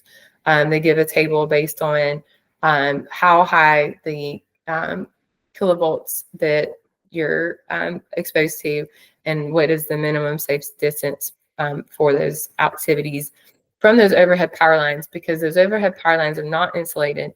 So, and a lot of times the higher the voltage, the electricity can even jump off of those lines and come into contact with something metal or your body. All cable of power tools and portable tools should be double insulated. Like we mentioned, we never want to use damaged extension cords, and don't touch live wires or any other wires at different voltages. Damaged equipment must not be touched until isolated. So we want to make sure that the energy going to that is isolated using lockout tagout, or if it's just a plug in electric tool only. You can unplug it, and as long as the plug stays under your control, then a worker can repair that tool, or at least touch it. We want to disconnect the power when not in use, and when changing out accessories or blades. We want to use appropriate PPE for the job. Competent, qualified, and approved personnel should be the ones to carry out testing and energizing and de-energizing equipment. Electrical lockout and tagout systems should always be used when working on electrical equipment. And in the event of a fire on electrical panel or equipment, the electrical power supply must be isolated, and a suitable fire extinguisher that's rated for electrical fires should be used to extinguish the fire. Hot work is an occupational activity that produces heat, flames, or sparks that's capable of starting fires or explosions. Common activities are welding, cutting, and brazing. So we want to make sure that we're filling out a hot work permit and only proceeding with that work once we have determined that it's safe to do so. Welding and cutting hazards, hot work, of course, we have the risk of fire and explosion from the flame and sparks and the hot material that's involved in the activities. We also have risk of toxic gas and fumes being breathed in while cutting and welding. Electric shock can also be experienced from arc welding equipment. Burn hazards can occur due to the heat generated from the welding and cutting. Also, the sparks and slag that come off when welding, if a worker is not protecting their eyes with an appropriate welding face shield, like we see this worker here. Inhaling welding fumes, even falling gas cylinders, those are going to be very heavy, so they need to be secured from tipping over. Not only can those injure a person, but when those gas cylinders, the welding gas cylinders, are under very high pressure, and if they fall over, they can rocket or become like a fragmentation bomb. So we definitely want to ensure that our gas cylinders are secure from falling over. And lastly, workers can experience welding flash burn from the radiation from the UV that can burn their eyes. It's very painful. They also can experience something like a sunburn, again, if their face is not protected, and even like, their neck and around their arms. So this is why it's very important that you understand the hazards of welding, and the employees do as well, and wear the appropriate PPE. Hot work should only start with a valid hot work permit. I will say this, unless you have a permanent hot work area. I've worked with many companies that have welding that is continuously conducted in certain parts of their process. So that could be considered a permanent hot work area, but still these same rules and precautions should be followed. If you're inside a refinery, for example, you may need to cover the welding point with fire blankets. Frequent gas testing should be carried out. Wetting the hot area down and keeping a pressurized fire water hose or a fire extinguisher readily available is necessary. Combustible materials should be removed from the welding point, and a best practice is, and OSHA requirement actually, is that all combustible materials must be swept away or kept away in a radius around the welding point of 35 feet. We must keep the certified and valid fire extinguisher near hot work area. Trained and certified fire watchers should be present and should be maintained in the area for 30 minutes after the hot work concludes. And equipment which will be used for hot work should be inspected before starting the job. All welding machines must be connected using to a GFCI breaker or an ELCB breaker and have an approved spark arrestor. All welding machines must be grounded with static earthing device. All cables must be properly insulated, and the electrode holder, plugs, and sockets should be in good condition. The equipment or pipe spool should be supported on a secure, firm base during welding and grinding. All valves, flanges, drains, canals, like where gas leaks are present, so flammable atmosphere as possible, should be covered. Other common hazards that we need to be concerned with is working at heights. So safety precautions for working at heights. We want to make sure that we do have a competent person that's evaluating workers working at heights and ensuring that our fall arrest systems are sufficient to the need, to the height, to the worker, so that work is properly planned. We need to make sure the work site has an exit that is safe and necessary protection against fall from height. Workers also should be, that are working at heights, should be trained and aware of potential hazards. Any type of PPE, like appropriate fall arrest systems, safety harnesses, safety nets, should be used to protect the person from a fall. Again, ideally, though, we would have engineering controls in place, such as guardrails, that would protect employees from the fall, and so that we don't have to rely on PPE. Personnel working at heights must be able to use appropriate and approved fall body safety harnesses, and we're going to use a 5-point harness, and should be attached to a secure anchorage point that is rated to at least 5,000 pounds to be able to withstand that fall. All straps of the safety harness shall be securely tightened to the body parts. The tools and equipment to be used at heights must be kept properly secured to prevent accidental fall or tripping hazard. When not in use, in the area in the vicinity of work at height should be barricaded, and danger notices should be posted to alert personnel. Man baskets, workers should be trained to keep all parts inside of their body inside a man basket while it's being lifted or positioned. Workers must wear a personal fall arrest system, and a helmet with a chin strap must be worn at all times when working in an aerial lift man basket. Sloping roofs, also employees working in roof activities on sloped roofs with unprotected sides and edges of 6 feet or more above shall also use safety harnesses, safety nets, and guardrails, or a combination of these. Scaffolding. Scaffolding is another type of elevated work environment that's like a temporary work platform. It should be erected and inspected after erection and during use by a competent person. We have 3 basic types of scaffolding: supported scaffolds, suspended scaffolds, and then aerial lifts such as cherry pickers or boom trucks. Employees working on scaffolds can be exposed to falls from elevation caused by slipping, unsafe actions, and the lack of fall protection, so not having the appropriate guardrails. They can be struck by falling tools and debris. They can be electrocuted from overhead power lines. Scaffolding can collapse if it's unstable or overloaded, and bad planking may give way, like we see in this picture here. This person is falling through the platform. We want to make sure we're taking scaffold safety very seriously. It's estimated that 2.3 million workers deal with scaffolding each year, and that there were almost 10,000 workers injured and 80 people killed in scaffold-related accidents in the most recent time this data was collected. Some definitions here. We have light duty scaffolding, which is designed to carry a working load not to exceed 25 pounds per square foot. Medium duty does not exceed working loads of 50 pounds per square foot. Heavy duty is designed to not exceed 75 pounds per square foot. So workers must be trained and understand what it is they're working with, how much they weigh, how many workers are going to be on the scaffolding, and what are the tools they're working with to ensure that they're not overloading the scaffolding that they're working on.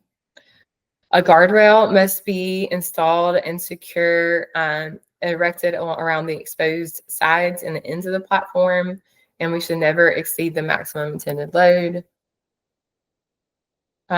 So we can see the 3 types of scaffolding per OSHA and how many pounds per square foot that we have, and then it gives us the length. So all of this gives us the load increase is inversely proportional to the length decrease. And so if we do all these calculations, we can see, for example, light duty scaffolding, the load capacity would be 468 kilograms. Some general requirements with scaffolding. Scaffolds and their components should be capable of supporting without failure at least 4 times the maximum intended load. Unstable objects like barrels, boxes, loose bricks, concrete blocks should never be used to support scaffolds. Nails or bolts used in the construction of scaffolds should be adequate size and in sufficient number at each connection. Nails should be driven in the full length. An access ladder should be always, or equivalent safe access should be provided to allow workers to access the work platform.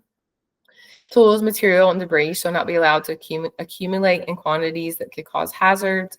Wire or fiber rope used for scaffold suspension should be capable of supporting at least 6 times the intended load.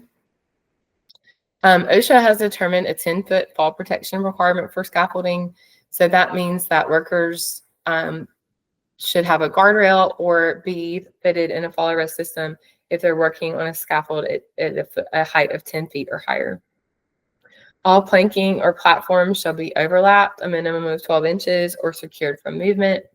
Scaffolds cannot be erected or used closer than 10 feet near energized power lines. OSHA requires that scaffolding must always be secured when the height of the scaffold exceeds 4 times the minimum base width. Guardrails not less than 2 by 4 inches and not less than 36 inches or more than 42 inches high, with the midrail and toe board shall be installed at all open sides on all scaffolds more than 10 feet above the ground or floor, and toe boards should be installed with a minimum of 4 inches in height.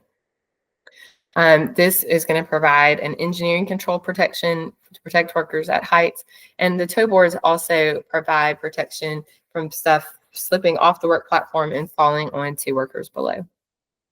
The entire scaffold shall be tied and securely braced against the building at intervals not to exceed 30 feet horizontally and 26 feet vertically. All right, radiation hazards. The process of emitting energy in the form of particles or waves is what we consider radiation. Matter is composed of very, very small particles called atoms, and radiation comes from atoms that are in the process of changing. So we have different types of radiation. We have non-ionizing radiation, which is visible light, heat, radio waves, microwaves, and these do not have a sufficient energy to cause ionization. Ionizing radiation does cause physical change in atoms by making them electrically charged, which is called ionization. And so you can see we have gamma rays, X-rays, ultraviolet rays, visible, infrared, microwave, and then radio waves. So the ionizing radiation does get to a level that the atoms are ionized themselves. Hazards of non-ionizing radiation, its energy is transformed into thermal and chemical energy. The thermal energy creates heat, and chemical energy can cause reactions which can damage the molecules in our tissues. So some energy can cause burns and cause like cataracts in the eyes and cause burns to the cornea and injure the retina area. So people would need to wear specific safety glasses to protect themselves from this, to protect themselves from that UV ultraviolet radiation that we saw in welding can cause welder flash burn, but it also over time can cause blindness. Of course, we want to always try to eliminate the hazard, and then if that's, or substitute the hazard, but if that's not available, we want to use appropriate engineering and work practice controls. So some examples of this would be increasing the distance that the worker works from the radiation or using shielding. And then a work practice control would be limiting the worker's time that they're going to be exposed to the radiation. We also want to use PPE if all of these controls are not sufficient, by ensuring that the worker is using proper eye protection. All right, other types of common hazards on work sites is heavy equipment operation, especially cranes. A crane is a machine that is used for lifting and lowering a load, moving it horizontally. It has a hoisting mechanism that's an integral part of the machine.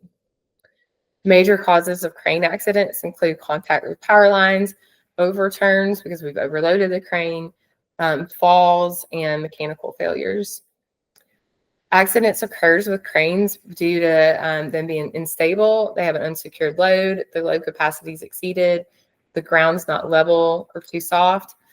Many cranes come with outriggers that can be set out, and accidents have occurred when employees have not deployed the outriggers properly.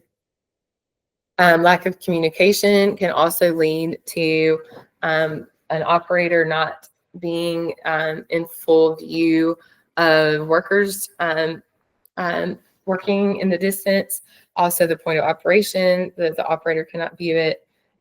You would need a signal person in this instance to guide you if the crane operator cannot visibly see what they're doing, and they would need to have clear communication with that signal person. Also, lack of training. So we always want to make sure that we have authorized and competent persons operating cranes. And another cause of accidents is inadequate maintenance and inspection. With crane safety, we always want to plan before we start up. We want to make sure that the crane's level and ensure that the support surface is firm and able to support the load. We want to make sure that there is no potential to come in contact with the power lines. We want to understand the location and voltage of the overhead power lines. You may need to contact the owner of the power lines to determine what is the safe manner of operating around these. An operator must understand basic crane capacities, limitations, job site restrictions, obviously the location of the power lines, the instability of soil, and if there's high winds. We need to make sure that all personnel are in the area are aware of hoisting activities. We want to barricade any areas that include the swing radius of the crane to make sure that workers are not walking around in this area. And we always want to ensure that we are conducting pre-operation inspections and then maintaining regular crane inspections as required by our regulatory body. We also want to determine that there are safe areas to store materials and place the machinery at the end of the shift. So only people that have been trained and authorized by the company are permitted to authorize cranes. Barricades should be used around the swing area of a revolving cab type crane when operating a crane in areas where pedestrians or traffic could pass by. Here's that table we talked about the minimum required clearance from overhead power lines. And this affects cranes, people, if you're on scaffolding, an aerial lift. In general, any voltages up to 50,000 feet gives us that minimum required clearance of 10 feet. But as you see, when we get over 50,000 volts, then that minimum required clearance becomes greater. So if we're at 50,000 to 200,000 volts, the minimum required clearance is 15 feet. And if we get all the way up to really large voltages of 750,000 to 1 million volts, then we would have to keep a minimum of 45 feet. Before lifting anything with a crane, we want to also inspect any rigging, slings, hooks, and report any damage or defects to your supervisor right away. And that crane should not be operated if there is any damage. Some typical types of damage you might see on web slings. We have chemical damage, wear and abrasions are very common.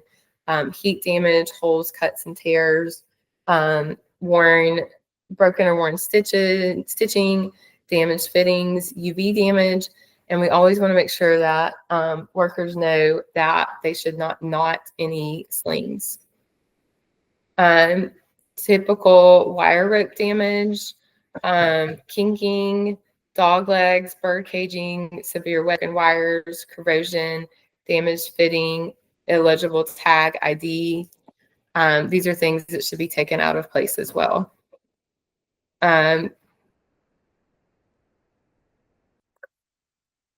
Also, web sling damage are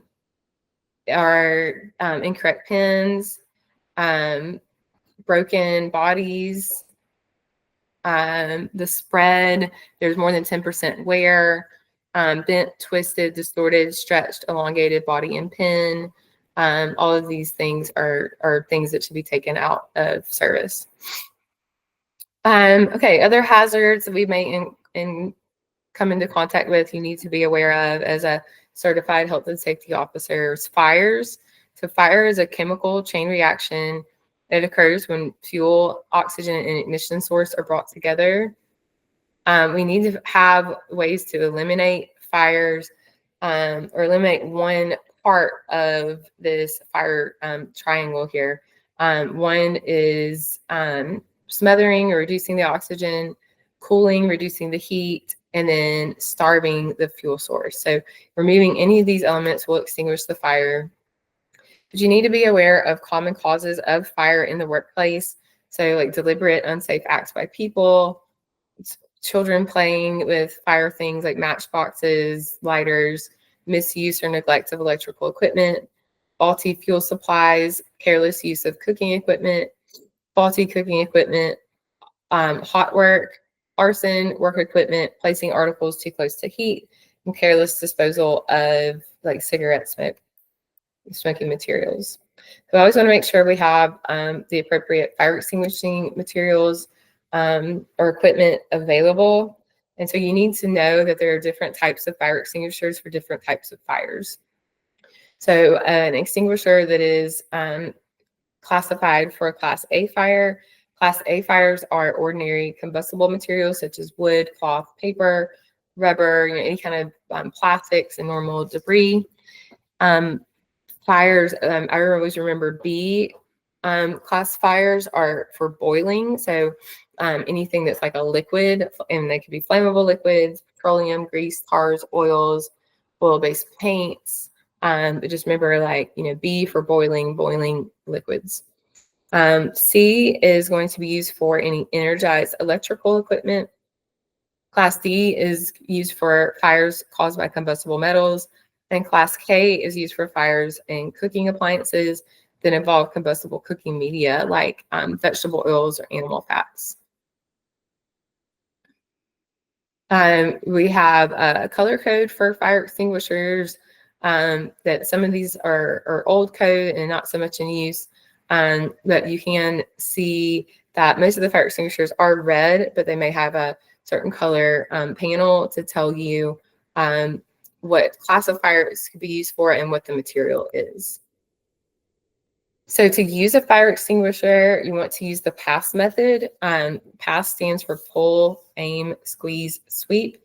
So we want to pull the safety pin that protects the fire extinguisher from being accidentally extinguished. We want to aim at the base of the fire. This is a common thing that a novice firefighter or an employee that's never fought a fire before, they tend to want to aim and sweep at the top of the flames, but we want to aim at the base of the fire to try to, smother the fire out, remove the oxygen, or cool down the heat. And then we want to squeeze the lever and then sweep side to side. All right, that is the conclusion of our presentation today for the Certified Health and Safety Officer. I hope you've learned a lot, and I wish you the best of luck in your endeavors in helping your workplace remain and improve in their safety and health. Thank you very much.